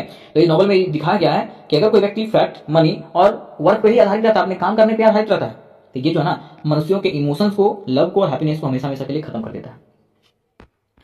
अब देखिए हमारा पहला क्वेश्चन में कहा था कि hard time as a picture of Victorian society, में बताइए कि आखिर कैसे ये जो उपन्यास है उसमें से विक्टोरियन सोसाइटी के बारे में दर्शाया गया। तो कह रहा कि the Victorian age was full of industrial growth but also had poverty, child labour, class division and no values for feeling. देखिए मैंने जब आपको विक्टोरियन एज बता रहा था उसमें बताया था दोस्त कि विक्टोरियन युग जो था वो पूरे तरीके से व्यापारिक केंद्र बन चुका था, है ना, लेकिन वहां पे व्यापार का विस्तार तो हुआ था लेकिन गरीबी बढ़ी थी वहां पे, ठीक है, चाइल्ड लेबर भी बढ़ा था वहां पे, उसके साथ साथ वहां पे वर्ग विभाजन था, है ना, और वहां पे फीलिंग का कोई भी कद्र नहीं था। कहां पे, विक्टोरियन युग में। क्या in hard times Charles Dickens solves this problem clearly, means ना कि ये जो कविता है, ये जो कहानी है हार्ड टाइम्स, उसमें से चार्ल्स डिकेंस ने क्या किया है, यहाँ की समस्याओं को क्लियरली बताया, ठीक है। तो चलिए लोग जानते हैं कि आखिर क्या क्या समस्याएं थी। तो देखिए पहला कह रहा इंडस्ट्रियल सिटी कोकटाउन, कह रहा है Coketown is a dark smoky city of full of factories, means कह रहा है कोकटाउन क्या है, तो कोकटाउन जो है ना एक डार्क और स्मोकी सिटी है जो पूरा पोल्यूशन से भरा हुआ है, कह रहा workers are treated like machine, और यहाँ पे जो वर्कर्स हैं उसको मशीन की तरह ट्रीट किया जा रहा है, जैसे कि वो आदमी नहीं है, वो कौन है, मशीन है ना। क्या they work all day but get very little money, वो लोग क्या करते हैं वहां पे दिन दिन भर काम करते हैं लेकिन बहुत कम पैसा प्राप्त करते हैं, ठीक है, मतलब बहुत कम पैसा उन लोगों को मिलता है। कह रहा there is no fun, no art and no rest. उन लोगों के लिए कोई फन नहीं था, मतलब कोई मजाक वजाक करने का नहीं, कि कोई मतलब इंजॉय करने का चीज नहीं है ना, और कोई आराम करने का भी चीज उन लोगों के पास नहीं था, ठीक है, और ना ही आराम करने के लिए उन लोगों को दिया जाता था। ये कहां की बात हो रही है? तो विक्टोरियन युग इंग्लैंड की बात हो रही है, ठीक है। फिर कह रहा है वहां का जो सोसाइटी था, वहां के सोसाइटी में पुअर वर्कर्स थे। कह रहा कि peoples like Stephen Blackpool are good and honest but suffers a lot, he works hard but lives in pain and loneliness. कह रहा ना कि वहां पे जो है ना ऐसे लोगों के बारे में बताया जाता है जो कौन थे? पुअर से, गरीब से, है ना। कह रहा है कि he works hard but lives in pain and loneliness. देखिए यहाँ पे जो है एक व्यक्ति है स्टीफन ब्लैकपूल, ठीक है, ये जो है क्या करते हैं? तो ये कठिन मेहनत करते हैं, लेकिन उसके बावजूद भी ये पेन में दर्द में रहते हैं और अकेले अकेले रहते हैं। कह रहा this shows how the poor were ignored by society, ठीक है, और ये दिखाता है कि वहां का सोसाइटी जो है वो किस प्रकार से गरीबों का मजाक बनाती थी और उनको इग्नोर करती थी। तीसरा कह रहा है एजुकेशन विदाउट इमोशन। कह रहा है कि the schools teach only fact and numbers, not kindness, creativity and और लव। देखिए कह रहा वहां का जो स्कूल था ना वो सिर्फ और सिर्फ फैक्ट्स बताता था, जो तथ्य है, जो प्रमाणित है वही चीज को बताता था, जबकि वहां पे काइंडनेस में दयालुता, क्रिएटिविटी और लव का कोई जगह नहीं था। कह रहा children are not allowed to imagine और ड्रीम। वहां के जो बच्चे थे उसको इमेजिन करने का, कल्पना करने का और सपना सोचने का अलाउड नहीं था। This system kills their feeling and joy, ठीक है, और यही सिस्टम ने क्या कर दिया? तो वहां के बच्चों का फीलिंग को मार दिया और उनके जो इमोशन है, जो जॉय है, उसको हमेशा हमेशा के लिए खत्म कर दिया, ठीक है। उन लोग को सिखाया क्या जा रहा था? तथ्य वाला चीज, मीन्स जिनका प्रमाण है, ठीक है। कह रहा है वहां की सोसाइटी की बात करें तो वहां का सोसाइटी जो था क्लास डिवीजन में बटा हुआ था, मीन्स अलग अलग वर्गों में बटा हुआ था। कह रहा है the rich people like Gradgrind and Bounderby live in a big houses. कह रहा ना कि वहां के जो अमीर व्यक्ति थे जैसे कि ग्रैड ग्रीन एंड बाउंडर बाय, ठीक है, वो लोग क्या रहते थे? तो बड़े बड़े घरों में रहते थे। While workers live in a bad and small house, जबकि वहां के जो वर्कर्स हैं वो टूटे फूटे घरों में रहते थे। देयर इज नो रिस्पेक्ट और हेल्प फॉर द पुअर, ठीक है, और यहाँ पे जो है गरीबों का मदद करने वाला कोई भी नहीं था, ना ही उसका कोई रिस्पेक्ट था। किसका? गरीबों का। तो ये हमारा दिखाया जा रहा है विक्टोरियन युग के समाज के बारे में, हाँ। क्या कहते हैं? Hard time shows the real face of the Victorian as, ठीक है, हार्ड टाइम जो है ना वो दिखाता है कि आखिर विक्टोरियन एज का रियल फेस क्या था, है ना, सचमुच सच्चाई क्या था वहां का, वो दिखाता है। Where factories, money and facts matter more than love, art and emotion. कह रहा ना कि वहां पे जो है प्यार से ज्यादा, इमोशन से ज्यादा किस चीज का मैटर करता है? तो फैक्ट्री, मनी एंड फैक्ट्स, है ना, मतलब पैसा और व्यापार, उद्योग, ठीक है, ये जो है प्यार और इमोशन से ज्यादा वहां पे क्या करता है? मैटर्स करता है ना। मींस लोगों को वहां पे पैसा चाहिए और क्या चाहिए? उद्योग चाहिए, फैक्ट्री चाहिए, जबकि प्यार वगैरह उन लोग से कोई मतलब ही नहीं है उन लोगों को, है ना। अब देखिए यहाँ पे क्वेश्चन हमारा कहा था कि हार्ड टाइम्स इन सिंबोलिज्म, ठीक है, मींस आखिर हार्ड टाइम में जो है ना किन किन सिंबल्स का उपयोग किया गया उसके बारे में बताइए। हार्ड टाइम्स में क्या क्या चीज दिखाया गया उसके बारे में बताइए। तो कह रहा Charlie Dickens uses many symbols in novel to serve his ideas, means अपने आइडियाज को दिखाने के लिए इन्होंने अपने नॉवेल्स में कई सिंबल्स का उपयोग किया है। जैसे कि पहला है कोक टाउन। क्या है? कोक टाउन, ठीक है, ये जो है ना इंडस्ट्रियल लाइफ, इंडस्ट्रियल मतलब समझते हैं, हाँ, औद्योगिक जीवन के बारे में बताया जाता है, ठीक है। क्या है कि Coke town is not just a place, it is a symbol of industrial England. कहना ना कि कोक टाउन जो है ना एक प्लेस ही नहीं है, बल्कि ये जो है ना इंग्लैंड के व्यापार को दिखाता है, इंग्लैंड के उद्योग को ये दिखाता है, ठीक है। कह रहा smoke, noise and dirt represent the ugliness of factory life. वहां का जो स्मोक था, धुआं था, जो नॉइज है, हल्ला है, हाँ, जो गंदगी है, वहां के अगलीनेस को, वहां की कुरूपता को दिखाता है कि आखिर फैक्ट्री लाइफ जो होता है वो किस प्रकार से होता है। फिर दूसरा उन्होंने एक सिंबल का उपयोग किया है, द सर्कस। किसका? द सर्कस, ठीक है। तो सर्कस जो होता है वो किसका सिंबल है? तो जॉय मींस खुशी का और इमेजिनेशन का मींस कल्पना का, है ना। कह रहा the circus people are happy, means जो लोग जॉय रहते हैं, जो खुशी रहते हैं, जो इमेजिनेशन करते हैं, जो कल्पना करते हैं, वो लोग क्या होते हैं? खुश होते हैं, उनका लाइफ कलरफुल होता है, वे दयालु भी होते हैं। यार they represent love, fun and humans value, ठीक है। वो क्या करते हैं? तो लव करते हैं, फन करते हैं और ह्यूमन्स के वैल्यू करते हैं, है ना, सर्कल्स पीपल। तीसरा उन्होंने सिंबल का उपयोग किया है फायर इन लुजिलास हार्ट। लुजिला के हृदय में जो था ना क्या लगा हुआ था? आग लगा हुआ था। कैसे लगा हुआ था? तो कह रहा Dickens writes that Louisa had a fire inside her. कह रहा ना कि डिकेंस ये लिखना चाहते हैं, ये लिखे थे कि लुइजा के हार्ट में जो था ना वो क्या लगा हुआ था? आग लगा हुआ था। कैसे? तो कह रहा है this fire is a symbol of emotion, pain and love that she is not allowed to express. देखिए कह रहा ना यह जो सिंबल था वो इस चीज के बारे में था, ठीक है, कि उनके हृदय में इमोशन, पेन और लव था, लेकिन उनको एक्सप्रेस करने का इजाजत नहीं था, ठीक है। फिर नेक्स्ट देखिए आगे कह रहा है, आगे एक सिंबल का उपयोग किया गया मशीन। किसका? मशीन्स। अब मशीन्स मतलब क्या होता है? सिंबल ऑफ डिह्यूमनाइजेशन, मतलब मनुष्यों को एक मशीन के जैसा उपयोग किया जाता है। वही कह रहा है कि people in factories are treated like machines. Means मनुष्यों को फैक्ट्री में जो है ना मशीन के जैसा ट्रीट किया जाता है। Even children are taught like machine in school. के साथ साथ स्कूल में जो बच्चों को पढ़ाया जाता है वो इस प्रकार से पढ़ाया जाता है जैसे कि बच्चे जो है वो मशीन हो। हाँ, क्या this shows how the industrial system kills humanity. ये दिखाता है कि कैसे जो औद्योगिक सिस्टम है वो हमारी मानवता को मार रहा है। ठीक है, क्योंकि बच्चों को अगर आप मशीन के जैसा पढ़ाओगे, बच्चों के मन में फीलिंग्स नहीं भरोगे, आदर नहीं भरोगे, सम्मान नहीं भरोगे, तो क्या उनका विकास हो पाएगा, मानसिक विकास हो पाएगा? नहीं। ठीक है, तो वही कह रहा कि ये जो इंडस्ट्रियल सिस्टम है वो क्या कर रही थी, वहां के लोगों की मानवता को छीन रही थी और मार रही थी।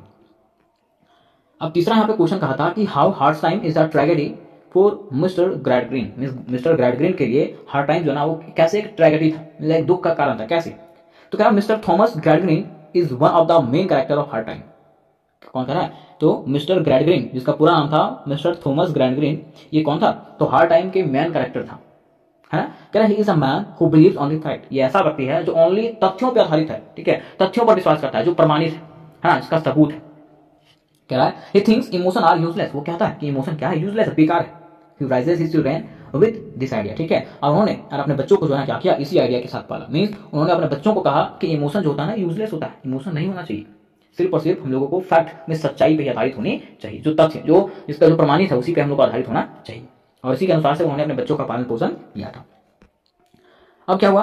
वही देखिए, यहाँ पे पहला कह रहा है कि बिलीव्स इन फैक्ट ओनली। ये जो है ना सिर्फ और सिर्फ फैक्ट पे ही भरोसा करते हैं। वही कह रहा है कि Gradgrind says teach this boys and girls nothing but fact. कह रहा है ना कि लड़के और लड़कियों को, इस बच्चों को जो है ना सिर्फ और सिर्फ तथ्य सिखाया जाना चाहिए। कौन कहता है? ग्रैडग्रीन कहता है ना। कह रहा है he thinks there is no need for feeling, imagination और काइंडनेस। कह रहा है ना कि यहाँ पे इस पृथ्वी पे, इस लाइफ में मनुष्यों का फीलिंग्स, इमेजिनेशन और काइंडनेस की कोई जरूरत नहीं है। कौन कहता है? तो ग्रैडग्रीन कहता है। ठीक है, कह रहा है he runs our school and teaches this to others too. कह रहा है ना कि वो क्या करता है? वो स्कूल चलाता है ना, और सबको सिखाता है यही चीज। क्या सिखाता है? कि फीलिंग्स, इमेजिनेशन और काइंडनेस की जगह मनुष्यों में नहीं होनी चाहिए। मनुष्यों को सिर्फ और सिर्फ फैक्ट के बारे में सोचना चाहिए। ये कौन सिखाता है? ग्रैडग्रीन सिखाता है। आगे कह रहा है अब उसके फैमिली में जो है प्रॉब्लम आनी शुरू हो जाती है। कैसे? क्या he teaches his daughter Louisa and son Toms to live by fact. क्या कह रहा है कि उन्होंने अपनी बेटी और बेटा, उनकी बेटी का नाम लुइसा था और उनका बेटा का नाम टॉम था, इन लोगों को जो है ऐसा जीवन जीने को कहा जिसमें से फीलिंग्स, काइंडनेस और रिस्पेक्ट का कोई जगह नहीं था। उनके लाइफ में बस एक ही जगह था, फैक्ट्स, तथ्य। ठीक, but later Luisa become sad and broken inside. लेकिन बाद में जो है जब वो बड़ी हुई तो लुइसा जो है ना अंदर से क्या हो गई? दुखी हो गई और अंदर से टूट गई। कह रहा Tom become selfish and dishonest, his fact based presenting fails. ठीक है, देखिए हुआ क्या कि जो उनके पिताजी ने उनको सिखाया था, जिस प्रकार से जीवन जीने को कहा था, उनका जो प्रेजेंटिंग, जिस प्रकार से उन्होंने अपने बेटा बेटी को पाला, वो क्या हो गया? फेल हो गया। जिस प्रकार से चाहते थे वो क्या हो गया? फेल हो गया। क्योंकि अब जो है उनकी बेटी जो है वो क्या हो चुकी थी? सैड हो चुकी थी, दुखी दुखी हो चुकी थी और वो अंदर से टूट चुकी थी। जबकि उसका बेटा जो है वो क्या बन चुका था? सेल्फिश बन चुका था और डिसऑनेस्ट मींस क्या? बेईमान बन चुका था। ठीक है, कह रहा है रियलाइजेशन ऑफ गिल्टी। वो जो उनको जो है अपने दोस्त का एहसास होता है कि उन्होंने कौन सा गलती किया। इनको एहसास होता है, तो मिस्टर ग्रैडग्रीन को एहसास होता है कि आखिर मैंने कौन सा गलती किया है। तो वह at the end of the novel Gradgrind see that his ideas were wrong. इस नॉवेल के अंत में जो ना ग्रैडग्रीन को यह महसूस होता है कि हमारा जो आइडिया था वो क्या था? बहुत गलत था। कह रहा है ही feels guilty for destroying his children's happiness. ठीक है, वो जो है ना गिल्टी महसूस करता है, मतलब वो खुद को जो है ना दोषी महसूस करता है। किस लिए? तो अपने बच्चों के भविष्य को खराब करने के लिए, अपने बच्चों के खुशियों को खराब करने के लिए। कह रहा so we can say that hard time is the tragedy of mister Gradgrind. इस प्रकार से हम लोग कह सकते हैं कि हार्ड टाइम जो नॉवेल है वो मिस्टर ग्रैडग्रीन के लिए क्या है? एक दुख भरा कहानी। कह रहा his mistake was ignoring emotion and he page the price in the form of his children misery. ठीक है, कह रहा ना कि उसका एक ही मिस्टेक था, क्या? इमोशन, और इमोशन को इग्नोर करना, जिसके वजह से उसको जो है ना बहुत बड़ी कीमत चुकानी पड़ी अपने बेटा और बेटी के जीवन को खराब करके। ठीक है, अब देखिए इसी में हमारा चौथा क्वेश्चन था कि character sketch of Louisa Gradgrind. Means ये कौन थी? तो ये ग्रैडग्रीन की ये बेटी थी। तो मैंने आपको बताया कि ग्रैडग्रीन अब कैसी बन चुकी थी? तो सैड बन चुकी थी और अंदर से टूट चुकी थी। तो वह क्या है कि Louisa is a daughter of mister Gradgrind. Louisa कौन थी?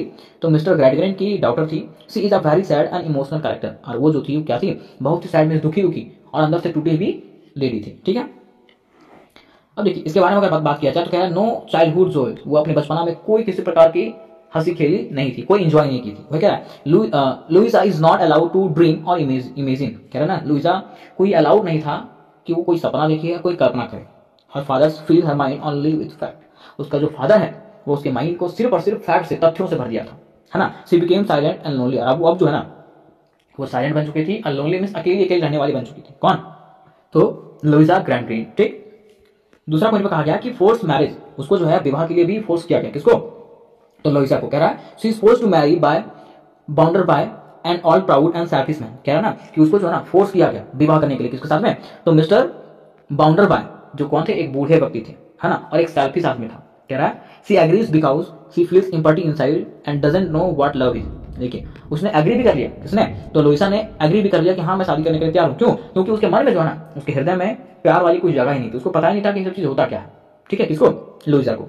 इसलिए वो मैरिज को जो है एक्सेप्ट भी कर लेती है। उसके बाद कहा जाता है कि वो इमोशनल ब्रेकडाउन हो जाती है। कैसे? कह रहा है कि when a man names James Harthouse try to make her fall in love. कह रहा ना कि एक बार क्या होता है, एक आदमी जिसका नाम था जेम्स हैर्थहाउस, उसने क्या किया, तो लुइसा को जो है अपने प्यार में गिराने का प्रयास किया, मतलब अपने उसको प्यार करने का प्रयास किया। इससे क्या हो जाता है? सी ब्रेक्स डाउन इमोशनली। ठीक है। वो इमोशन में पड़ जाती है, वो भावनाओं में पड़ जाती है। ठीक है। और उसके बाद क्या होता है? She goes to her father and cries for the first time. और ये जो है अपने फादर के पास जाती है और पहली बार अपने पिता के सामने रोती है, मीन्स इमोशन दिखाती है। कौन? उसकी बेटी लुइसा। ठीक है। अगर सी सीज, वो कहती है कि you have trained me so well that I don't know how to feel. है ना कि आपने मुझे इस तरीके से ट्रेन किया, इस प्रकार से पाला कि मेरे दिल में जो है, मेरे हृदय में जो है फीलिंग नाम का कोई चीज ही नहीं है। और ये चीज बोल करके जो है लुइसा क्या करती है? अपने पिता के सामने रोती है। कौन? लुइसा। ठीक है। फिर अगला पॉइंट है symbol of a broken system. कह रहा है कि Luisa saw how cold education and no love can damage a person soul. देखिए लुइसा इसमें दिखाती है कि सिर्फ फैक्ट वाला एजुकेशन और आपके मन में प्यार ना होना जो है ना, किस प्रकार से एक व्यक्ति के हृदय का जो है वो चकनाचूर कर देती है ना। क्या? She becomes the proof that facts alone are not enough. ठीक है। वो इसकी प्रूफ है जो बताती है कि फैक्ट जो है ना जीवन जीने का वजह नहीं है। ठीक है। अगर जीवन जीना है तो उसके लिए ड्रीम भी होना चाहिए, काइंडनेस भी होना चाहिए, रिस्पेक्ट भी होना चाहिए और फैक्ट्स भी जरूरी है। किसने बताया? तो लुइसा ने बताया, उसके कैरेक्टर्स ने बताया। फिर एक और क्वेश्चन था कि कैरेक्टर स्केच ऑफ टॉम ग्रैंडग्रीन। तो मैंने आपको बताया था कि उसका जो बेटा था टॉम ग्रैंडग्रीन, वो क्या बन चुका था? तो सेल्फिश बन चुका था और डिसऑनेस्ट बन चुका था। वही कह रहा है कि Tom is the son of mister Gradgrind. Tom जो था मिस्टर ग्रैंडग्रीन का सन था और लुइसा का छोटा भाई था। किसका? लुइसा का छोटा भाई था। कौन? टॉम ग्रैंडग्रीन। है ना। कह रहा है कि स्पॉइल्ड बाय फैक्ट्स। ठीक है। इसका लाइफ जो है ना फैक्ट्स के कारण खराब हो गया। कह रहा है Tom is also taut only facts. Tom को भी जो है ना सिर्फ और सिर्फ तथ्यों को पढ़ाया गया था। But unlike Luisa he became selfish, proud and dishonest. कह रहा है लेकिन वो लुइसा के जैसा ना बन करके वो जो है क्या बन जाता है? सेल्फिश बन जाता है, प्राउड बन जाता है और डिसऑनेस्ट में बेईमान बन जाता है। कौन बन जाता है? तो टॉम ग्रैंडग्रीन। ठीक है। इसी के बारे में आगे बताया जाता है कि ये क्या करता है? अपनी लाइफ से जो अब हेट करने लगता है। कौन? टॉम ग्रैंडग्रीन जो अपने लाइफ से हेट करने लगता है। ठीक है। और हेट करने के बाद जो है ना वो कहता है अपने पिताजी को, कहता है वो अपने पिताजी को ब्लेम करता है। क्यों? Making his life boring and strict. ठीक है। उसका लाइफ बोरिंग और स्ट्रिक करने के लिए जो है ना अपने पिता को वो क्या करता है? तो ब्लेम करता है। ठीक है। उसके बाद क्या करता है? वो पैसा चुराता है, एक बैंक से जो है पैसा चुराता है। ठीक है। और किसी और को दोषी ठहराता है। कौन? टॉम। ठीक है। और दोषी ठहराने के बाद जो वहां से वो भाग जाता है। हाँ। और जब वहां से वो भागता है तो वहां से भागने के बाद जो है वो दूसरे कंट्रीज भाग जाता है। ठीक है। वो वहां पे रहता नहीं है, वो दूसरे देश भाग जाता है। कौन? टॉम ग्रैंडग्रीन। अब देखिए ये है हमारा वीडियो नंबर 4। ठीक है। आज की वीडियो में हम लोग एक महत्वपूर्ण प्रश्न को क्लियर करने वाले हैं, जिसमें एक नहीं दो प्रश्न शामिल होने वाला है। तो आज का प्रश्न हमारा है evaluate Wordsworth views on the use of matter in poetry. Question क्या कह रहा है? Evaluate Wordsworth view on the use of matter in poetry. Means अपने वो कविता में जिस छंदों का उपयोग करते हैं, है ना, उसके बारे में बताइए। ठीक है। दूसरा क्वेश्चन आपका है point out the sharp contradiction in Wordsworth theory of poetry.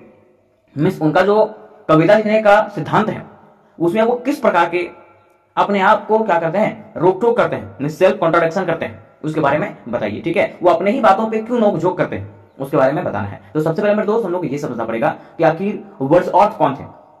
क्या समझना पड़ेगा कि आखिर वर्ड्सवर्थ कौन थे? तो मेरे दोस्त सबसे पहले हम लोग ये समझना पड़ेगा कि आखिर वर्ड्सवर्थ कौन थे। क्या समझना पड़ेगा कि आखिर वर्ड्सवर्थ कौन थे? क्योंकि क्वेश्चन इसमें भी दिया वर्ड्सवर्थ के बारे में और इसमें भी दिया, दोनों क्वेश्चन जो है ना वर्ड्सवर्थ के बारे में ही है।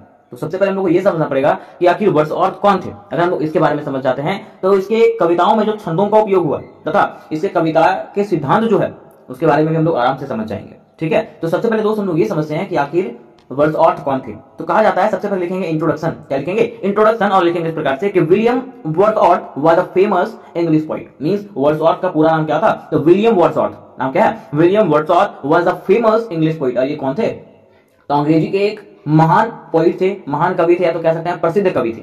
कौन? William Wordsworth. कह रहा दोस्त he loved nature feeling and simple life, ठीक है। वो क्या करते हैं, तो वो प्रेम करते हैं किससे, नेचर से, प्रकृति से, ठीक है, फीलिंग से, है ना, और सिंपल लाइफ से, साधारण जीवन से वो प्रेम करते हैं। कह रहा है, he wanted poetry to be easy, natural and full of real emotion। वो चाहते हैं कि हमारा जो कविता रहे वो कैसा रहे, बिल्कुल आसान रहे, नेचुरल रहे, मतलब प्राकृतिक रहे, और full of real emotion, means लोगों का जो रियल इमोशन होता है, जो भावना होता है, ठीक है, वो सब हमारे कविताओं में रहे। ये कौन चाहते थे, तो विलियम वर्ड्सवर्थ, ठीक है। आगे देखिए, क्या दोस्त, he wrote his ideas in a book called Preface to Lyrical Blood in the year 1802। देखिए यहाँ पे क्या कह रहा है कि he wrote his ideas, उन्होंने क्या किया, अपने ये आइडियाज जो है ना एक किताब में लिखा। किसमें, एक किताब में लिखा, और वो किताब का नाम क्या था, तो प्रीफेस टू लाइरिकल ब्लड्स। और ये कब लिखा था, तो 1802 ईस्वी में। कब लिखा था, 1802 ईस्वी में, ठीक है। कह रहा दोस्त, in this book he told how poetry should be written. इस किताब में जो है ना उन्होंने लिखा कि आखिर पोएट्री को कैसे लिखा जाना चाहिए, इस कविता को कैसे लिखा जाना चाहिए। He talked about matter and also give his poetry rule. उसने क्या किया, इसमें जो है ना छंदों के बारे में बताया कि आखिर छंद क्या होते हैं, मेटर्स क्या होते हैं, है ना, और गिव हिज पोएट्री रूल, ठीक है। और उसने क्या किया, कविता का कुछ नियम दिया कि कैसे आखिर कविता को लिखा जाना चाहिए। तो कह रहा, let us first understand what he said about matter. तो चलिए सबसे पहले हम ये समझते हैं कि आखिर वो मेटर के बारे में क्या कहते हैं, आखिर मेटर क्या है, ठीक है। तो मैं आपको बता देना चाहता हूं कि मेटर का मतलब होता है छंद। क्या होता है, छंद। अब छंद का मतलब क्या होता है, तो देखिए बताया यहाँ पे कि Wordsworth view on matter, matter पे आखिर वर्ड्सवर्थ का क्या व्यूज आता है, क्या दृष्टिकोण आता है। तो सबसे पहले हम लोग ये समझेंगे कि आखिर व्हाट इज मैटर, क्या समझेंगे, व्हाट इज मैटर, ठीक है। तो मैटर का मतलब हिंदी में समझिएगा तो होता है छंद, और छंद का मतलब होता है गीत जैसा गाने वाला। आपने कभी कोई पोयम को देखा होगा, ऐसा पोयम जिसको लगता होगा कि वो गीत के जैसा, जैसे ट्विंकल ट्विंकल लिटिल स्टार, है ना, ये ना लगता है कि हम लोग गीत गा रहे हैं। ये नहीं, हम लोग ये नहीं लगता है कि हम लोग पोयम गा रहे हैं, तो ठीक है, हम लोग ऐसा लगता है कि हम लोग गीत गा रहे हैं, है ना। तो वही क्या है, मैटर मीन्स द बीट और राइथम इन द पोयम, ठीक है। कह रहा मैटर मीन्स क्या होता है, तो पोयम मीन्स कविता में जो है ना बीट और राइथम होता है, ठीक है। राइथम मतलब वो जो लय होता है वो, ठीक है। कह रहा it is the way we speak और read the lines like a song, ठीक है। ये वही तरीका है जिसके माध्यम से हम लोग कविता को एक गीत के जैसा गाते हैं, इसे गाना के जैसा गाते हैं। किसके किसके कारण से, तो मैटर्स के कारण से, है ना। देखिए फॉर एग्जांपल की अगर बात करते हैं, यहाँ पर क्या है, little twinkle twinkle little star how I wonder what you are, है ना, कह दिया कि नहीं। तो यही जो आपका कहा, ठीक है, वो यही क्या होता है, मैटर्स होता है। मीन्स जब कोई कविता ऐसा लिखा जाए जैसा कि वो गीत हो, तो उसको हम लोग क्या कहते हैं, मैटर्स कहते हैं। क्या कहते हैं, ठीक है। अब कह रहा है this has a beat that's called matter, ठीक है। इसमें जो लय है उसी को हम लोग क्या कहते हैं, मैटर कहते हैं। क्या कहते हैं, मैटर कहते हैं, ठीक है। अब कह रहा है what did Wordsworth say about matter. Wordsworth जो है ना मैटर के बारे में क्या कहते हैं, he said matter is not the most important thing in the poem. वो कहते हैं कि मैटर जो है ना कोई भी कविता का सबसे मोस्ट इंपॉर्टेंट थिंग नहीं होता है। कौन कहते हैं, तो वर्ड्सवर्थ कहते हैं कि मैटर जो होता है कोई भी कविता का सबसे महत्वपूर्ण चीज नहीं होता है ना। फिर वो कहते हैं कि the most important thing is the real feeling of the poet. Means कविता में सबसे महत्वपूर्ण चीज जो होता है वो कवि का रियल फीलिंग होता है। रियल फीलिंग मतलब सचमुच का जो भावना है वो होता है। फिर वो कहते हैं कि poetry should come from the heart not just from rules. वो कहते हैं कि पोइट्री जो लिखा जाता है वो हृदय से लिखा जाता है ना कि रूल्स और नियम से। रूल्स और नियम से पोइट लिखोगे तो पोइट्री लिखोगे तो वो कभी सक्सेसफुल नहीं होगा। ये कौन कहते हैं, तो विलियम वर्ड्सवर्थ कहते हैं, ठीक है। अब देखिए वो कहे हैं कुछ, क्या कहे हैं, तो कह रहा है कि वर्ड्सवर्थ से उन्होंने कहा है कि poetry is a spontaneous overflow of powerful feeling. अब इसका मतलब क्या होता है, तो इसका मतलब होता है poetry is strong emotion that's come out naturally. कह रहा है ना कि पोइट्री जो होता है एक स्ट्रॉन्ग इमोशन होता है, एक स्ट्रॉन्ग भावना होता है जो नेचुरली खुद से निकलता है, ठीक है। ये कौन कहते हैं, तो वर्ड्सवर्थ कहते हैं। कौन कहते हैं दोस्त, वर्ड्सवर्थ कहते हैं, ठीक है। अब देखिए कह रहा है कि why is matter still useful. क्या कि ये जो मैटर है वो अभी भी क्यों यूजफुल है। तो अभी भी कई ऐसे कविताएं हैं दोस्त जिसको जब लिखा जाता है उसमें मैटर का उपयोग किया जाता है, जब उसको पढ़ा जाता है तो लगता है गीत के जैसा है ना। और जब ऐसा कविता होता है बच्चे लोग ज्यादा पसंद करते हैं उसको। वही कह रहा है Wordsworth also said that matter is helpful. Wordsworth ये भी कहते हैं कि मैटर जो है ना बहुत ज्यादा मददगार होता है। Matters makes a poem sweet and musical. Matter क्या करता है, तो एक पोएम को जो है स्वीट बनाता है, मीठा बनाता है और गीत के जैसा बनाता है। कौन बनाता है, मैटर्स, ठीक है। तो कह रहा है it's help the reader enjoy the poem in a calm and smoothly way. कह रहा है ना ये वही तरीका है जिसके माध्यम से जो पढ़ने वाला है वो क्या करता है, पोएम को एंजॉय करता है ना।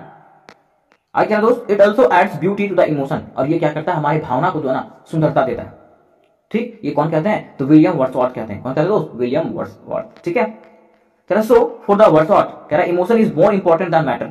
अगर वर्ड्सवर्थ की बात करें तो वो कहते हैं emotion is more than important than matter, ठीक है। मैटर से ज्यादा इंपॉर्टेंट कौन सा होता है? तो इमोशन होता है। इमोशन मतलब हमारा भावना होता है। But matter makes the poem more beautiful, लेकिन मैटर जो है ना वो पोएम को क्या करता है? बहुत ज्यादा सुंदर बनाता है। मीन्स ये कहते हैं कि मैटर से ज्यादा इमोशन जो है ना पोएम में महत्वपूर्ण होता है, लेकिन मैटर जो वो क्या करता है? पोएम को जो है ना ब्यूटीफुल बनाता है ना। कौन कहता है? ये वर्ड्सवर्थ कहते हैं। तो यहां तक हम लोगों ने ये समझा कि आखिर मैटर क्या है और आखिर किस प्रकार से उन्होंने अपने कविता में मैटर्स का उपयोग किया है। हम लोग एक और नेक्स्ट क्वेश्चन था आपका, सेल्फ कॉन्ट्राडिक्शन इन वर्ड्स और थ्योरी। मीन्स वो अपने थ्योरी में, अपने कविता के सिद्धांत में जिन चीजों के बारे में बताया है वो खुद ही उसका विरोध करते हैं। कैसे विरोध करते हैं? Can now let us see where words और theory and his our poem do not match. चलिए हम लोग देखते हैं कि आखिर उनका जो थ्योरी है, उनका जो सिद्धांत है, वो जो कविता के बारे में कहे हैं और उन्होंने जो कविता लिखा है वो किस प्रकार से मैच नहीं करता है। ठीक है, मतलब वो कहते हैं कुछ और है और लिखते कुछ और है। कैसे? तो चलिए हम लोग जानेंगे। कह रहा this is called self contradiction, और इसको जो हम लोग क्या कहते हैं? सेल्फ कॉन्ट्राडिक्शन मींस आत्म परीक्षण कहते हैं या तो आत्म लड़ाई कहते हैं। ठीक है, कह रहा when a person says one thing but does not something different. ठीक है, देखिए कह रहा है कि व्हेन अ पर्सन सेज, जब एक व्यक्ति कुछ कहता है हर एक चीज के बारे में, बट डज समथिंग डिफरेंट, लेकिन करता कुछ और है। मींस कहता कुछ और है, करता कुछ और है, उसी को हम लोग सेल्फ कॉन्ट्राडिक्शन कहते हैं। क्या कहते हैं? Self contradiction. ठीक, तो चलिए देखते हैं कि आखिर किस प्रकार से वर्ड्सवर्थ ने अपने सिद्धांत में, मींस अपने कविता के सिद्धांत में बोला कुछ और है और किया कुछ और है।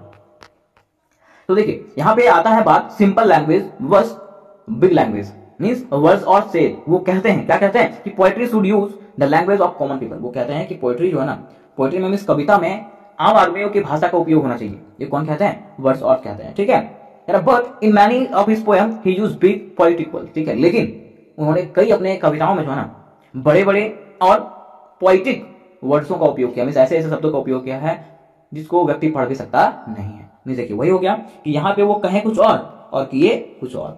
ठीक है, कह रहा है they are not words that common people use everyday. ठीक है, ये वैसा वर्ड्स नहीं था, मतलब ये जो है ना वैसा वर्ड्स नहीं था जिसका उपयोग कॉमन पीपल करता है। मतलब ये हार्ड वर्ड्स था जिसको पढ़ना हर व्यक्ति के लिए पॉसिबल नहीं था। अब देखिए दूसरा कह रहा है natural feeling was artist matter. Means कह रहा है कि उनका जो नेचुरल फीलिंग था, जो हृदय से फीलिंग निकलता है, और जो आर्ट था उनका, जो कला था, उसके बारे में कह रहा है ना, मतलब छंद के बारे में। ठीक, कह रहा है he said that poetry should B natural and full of emotion. देखिए वो कहते हैं कि पोएट्री जो होना चाहिए, कविता जो होना चाहिए, वो कैसा होना चाहिए? फुल ऑफ नेचुरल होना चाहिए, मींस प्रकृति का होना चाहिए और हृदय की भावना से निकलना चाहिए। लेकिन वो ये भी कहते हैं कि matter is something planned and fix. ठीक है, it does not come naturally, it is art. देखिए वो कहते हैं कि मैटर का उपयोग होना ही चाहिए और ये नेचुरली होता नहीं है, ये कोई आर्ट है। कौन सा? मैटर जो क्या है? एक आर्ट है। कौन कहते हैं? वर्ड्सवर्थ कहते हैं, है ना। मींस ये कहे कुछ और लेकिन किए यहाँ पे कुछ और, है ना। क्या? So this goes against his idea of naturally poet. इसलिए उसका जो आइडिया था, उनका जो आइडिया था कि पोइट जो है वो, मतलब पोएम जो है वो कैसा होना चाहिए? नेचुरल होना चाहिए, तो वो खत्म हो जाता है। ठीक है, तो यहाँ पे भी उनका सिद्धांत काम करता नहीं है। अब देखिए तीसरा कह रहा है no fancy imagination but use it. वो कहते हैं कि हम लोग को दुनिया के बारे में फैंसी फैंसी चीजों के बारे में इमेजिनेशन नहीं करना चाहिए, लेकिन वो यूज भी करते हैं इसका। वही क्या है कि Wordsworth said he didn't like poem with fancy dreams और मैजिक। देखिए वो कहते हैं कि मैं पसंद नहीं करता कि कोई भी कविता में फैंसी चीजों का उपयोग हो, ड्रीम्स कोई सपना का उपयोग हो, और मैजिक मतलब जादू टोना का उपयोग हो। कौन कहते हैं? वर्ड्सवर्थ। लेकिन but in his many of his own poem he use imagination and fantasy. लेकिन उन्होंने कई अपने कविताओं में इमेजिनेशन में कल्पना का उपयोग और फैंटेसी, नए नए चीजों का उपयोग किया है। किसने? वर्ड्सवर्थ ने। तो फिर से इनका सिद्धांत जो फेल हो जाता है। फिर देखिए अगला उनका सिद्धांत था फोकस ऑन सिंपल लाइफ। वो कहते हैं कि हम लोग को सिंपल लाइफ, साधारण जीवन में फोकस करना चाहिए, बट रोट डीप आइडियाज। लेकिन वो क्या करते हैं? गहरी बातों को भी लिख देते हैं।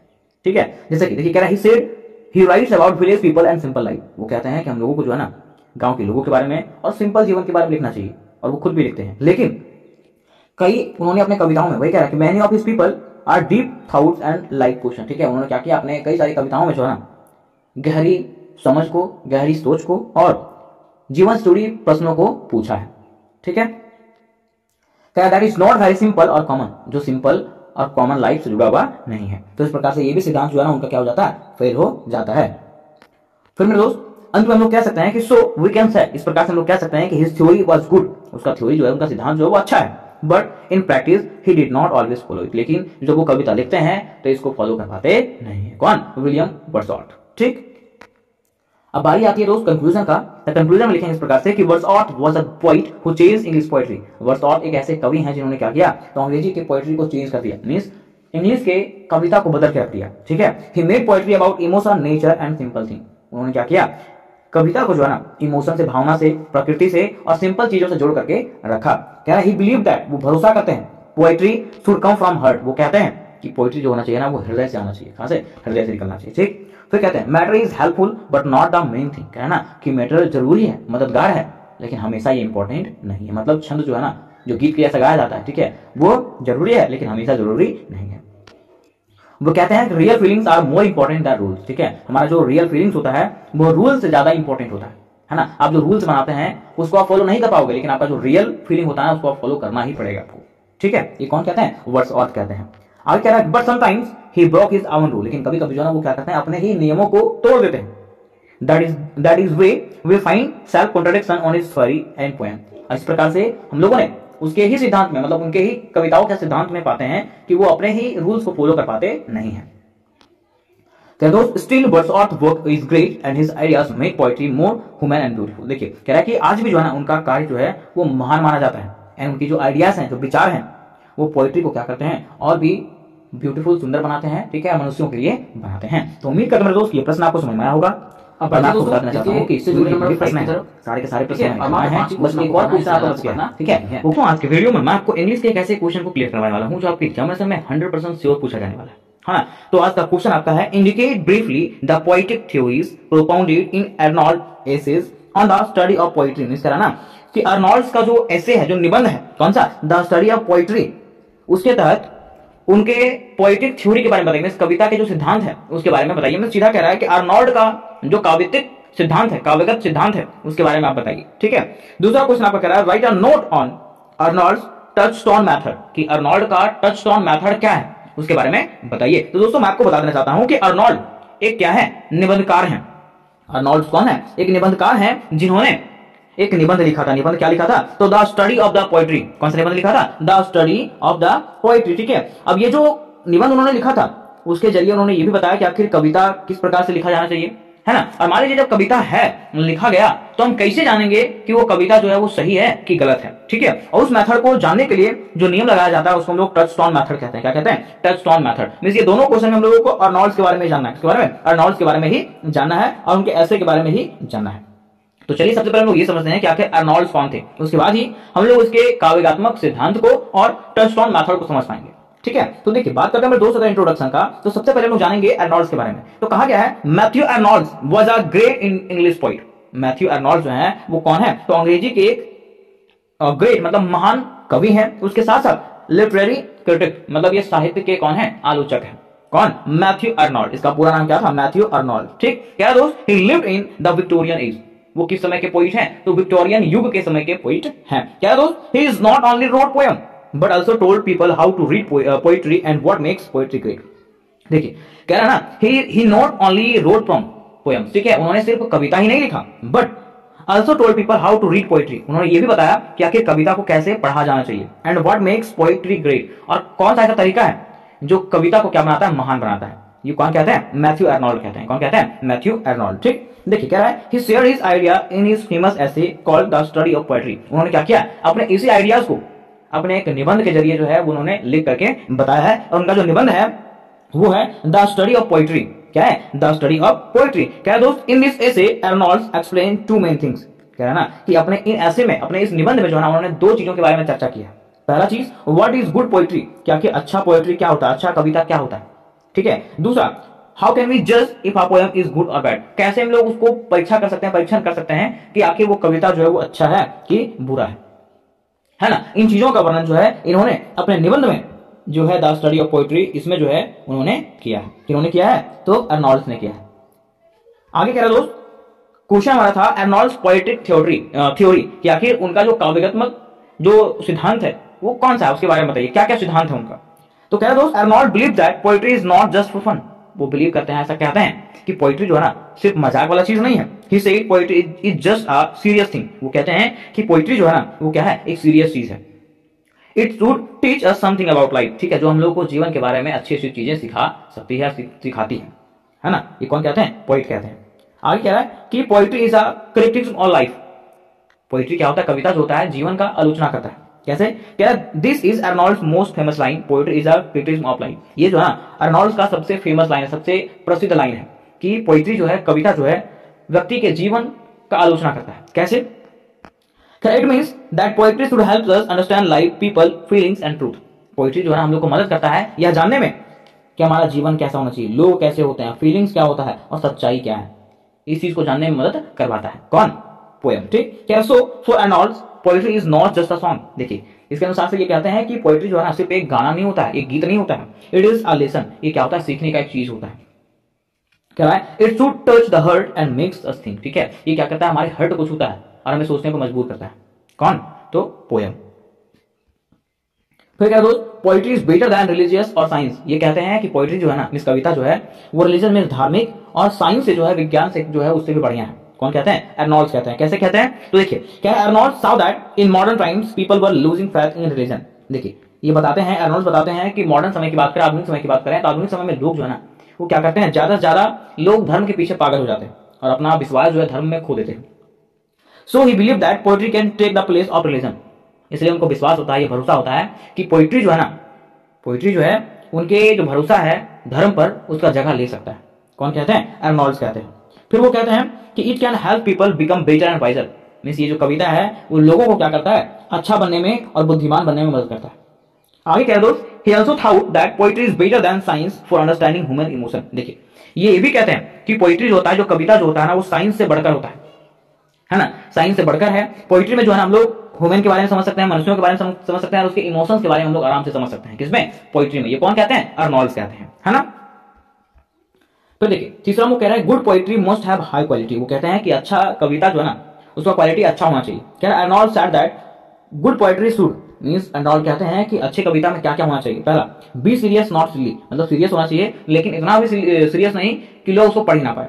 ठीक। Be emotional but not thoughtful. Emotional होना चाहिए लेकिन ऐसा नहीं कि लोग सोच में डूब जाए। फिर कहते हैं talk about big ideas not just small things. ठीक है, कहते हैं कि हम लोग बड़े बड़े आइडियाज के बारे में बात करेंगे, छोटी छोटी चीजों के बारे में नहीं। कह रहा है help us grow as better human beings. ठीक है, और ये हमारी मदद करेगा एक अच्छे मनुष्य बनने में। ये किन की बातें हैं? तो एर्नोल्ड की बातें हैं, एर्नोल्ड का विचार है। ठीक है, उनका सिद्धांत है। फिर वो अपने सिद्धांत में आगे कहते हैं कि no place for cheap poetry. कविता में जो है ना चीप पोएट्री का कोई जगह नहीं होता। चीप पोएट्री मतलब क्या है? तो कह रहा है Arnold want people not to praise bad poetry. Arnold कहते हैं कि जो बुरे कविता होते हैं उसकी प्रशंसा आप मत करिए। He said many modern poets write weak and emotional poems which are not useful। ये कहते हैं कि कई ऐसे मॉडर्न कवि हैं जिन्होंने क्या किया है, तो कमजोर और इमोशनल पोएम्स को लिखा है जो क्या है, यूजफुल नहीं है। ये किनकी बातें हैं? एर्नोल्ड की। कहते हैं he said we should only read poems that are true, beautiful and helpful for life। ये कहते हैं कि हम लोगों को बस वही पोएम पढ़ना चाहिए जो सच हो, ब्यूटीफुल हो और हेल्पफुल हो। किसके लिए? आपकी लाइफ के लिए। ठीक है, तो यहां तक हम लोगों ने ये समझा कि आखिर उनका सिद्धांत क्या है और उनका सिद्धांत क्या कहता है।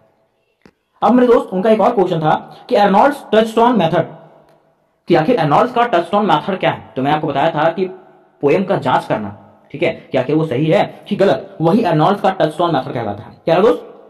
Now let's talk about Arnold most famous ideas, the touchstone method. तो चलिए हम लोग एर्नोल्ड के सबसे famous idea the touchstone method की बात करते हैं। कह रहा this is a tool to check if the poem is good और बैड। कह रहा यह वही टूल है, यह वही सामग्री है जिसकी मदद से हम लोग चेक कर सकते हैं कि कोई पोएम अच्छा है कि बुरा है। ठीक है, अब कैसे चेक कर सकते हैं? या तो पहले कहा है दोस्त कि व्हाट इज टचस्टोन। टचस्टोन है क्या? क्या touchstone is a small black stone used to test gold. कह रहा टचस्टोन जो होता है दोस्त एक छोटा सा ब्लैक पत्थर होता है जो क्या करता है, गोल्ड मतलब सोने की जांच करता है।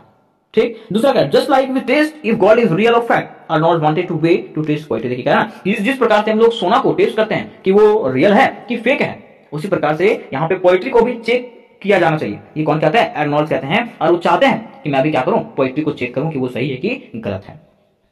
सो ही सेड, इसलिए वो कहते हैं let us use some lines from great poet as a touchstone. ठीक है, कह रहा है इसलिए क्या करो, आप एकदम महान महान कवियों के कुछ महत्वपूर्ण जो पोएम है उसको क्या करिए, आप लीजिए, then compare any new poems with this line, और उसको क्या करिए, नए नए कवियों के कविताओं के लाइनों से उसको मिलाइए और देखिए कौन सही है और कौन गलत। नहीं सीधा देखिए, वो कह रहे हैं कि जो महान कवि हैं उनके लाइन को उठाइए और जो नए नए कवि हैं उनके लाइनों को उठाइए और देखिए कौन सही है और कौन गलत है। ठीक है, आगे वो कहते हैं दोस्त कि if the new poem feels just as deep, true and beautiful then it is good. वो कहते हैं कि अगर उसमें से जो नया पोएम है वो अगर आपको लगे कि डीप है, मींस गहराई पूर्वक लिखा गया है, सच्चाई लिखा गया है और वो ब्यूटीफुल है, ठीक है, उसका जो लय है वो सुंदर है, तो आप समझिएगा कि वो जो कविता है वो क्या है, बिल्कुल अच्छा है। ये कौन बताते हैं? तो एर्नोल्ड बताते हैं, है ना। और यही उनका टचस्टोन मेथड था। ठीक, अब देखिए कह रहा है हाउ डज इट वर्क्स, ये कैसे काम करता है, यह जो मेथड है वो कैसे काम करता है। तो आर्नोल्ड सेड, वो कहते हैं कि takes line from the best point in history like Homer's, Dante, Shakespeare, Milton. देखिए क्या कह रहे हैं कि आप क्या करिए, अगर आपको चेक करना है ना तो आप क्या करिए, जो महान कवि हैं उनकी लाइनों को उठाइए। ठीक है, वही बात आगे वाला जो पहले कहा था वही बात फिर से कह रहा है कि आप क्या करिए, जो महान कवि है उसको बातों को उठाइए, और कह रहा this lines are already proven to be great. ठीक है, वही लाइन को उठाइएगा, वही कविता को उठाइएगा जो प्रूव किया गया है कि ये महान है। उसके बाद कह रहा है कि now when you read a new poem compare it with those great line. ठीक है, और जब आप एक नए पोएम को पढ़ते हैं तो वो नए पोएम को क्या करिए, वो कविता से आप जज करिए कि ये सही है कि गलत है, उसको कंपेयर करिए, है ना। कौन कहते हैं, आर्नोल्ड कहते हैं। फिर कह रहा है if the new poem give the same feeling and same value then the poem is truly good. ठीक है, और देखिएगा कि अगर वो भी कविता जो नया है वो भी आपको सेम फीलिंग दे रहा है, सेम वैल्यू दे रहा है, तो समझिएगा कि ये जो पोएम है वो क्या है, बिल्कुल अच्छा है। ये कौन कहता है, आर्नोल्ड कहते हैं। तो यहाँ तक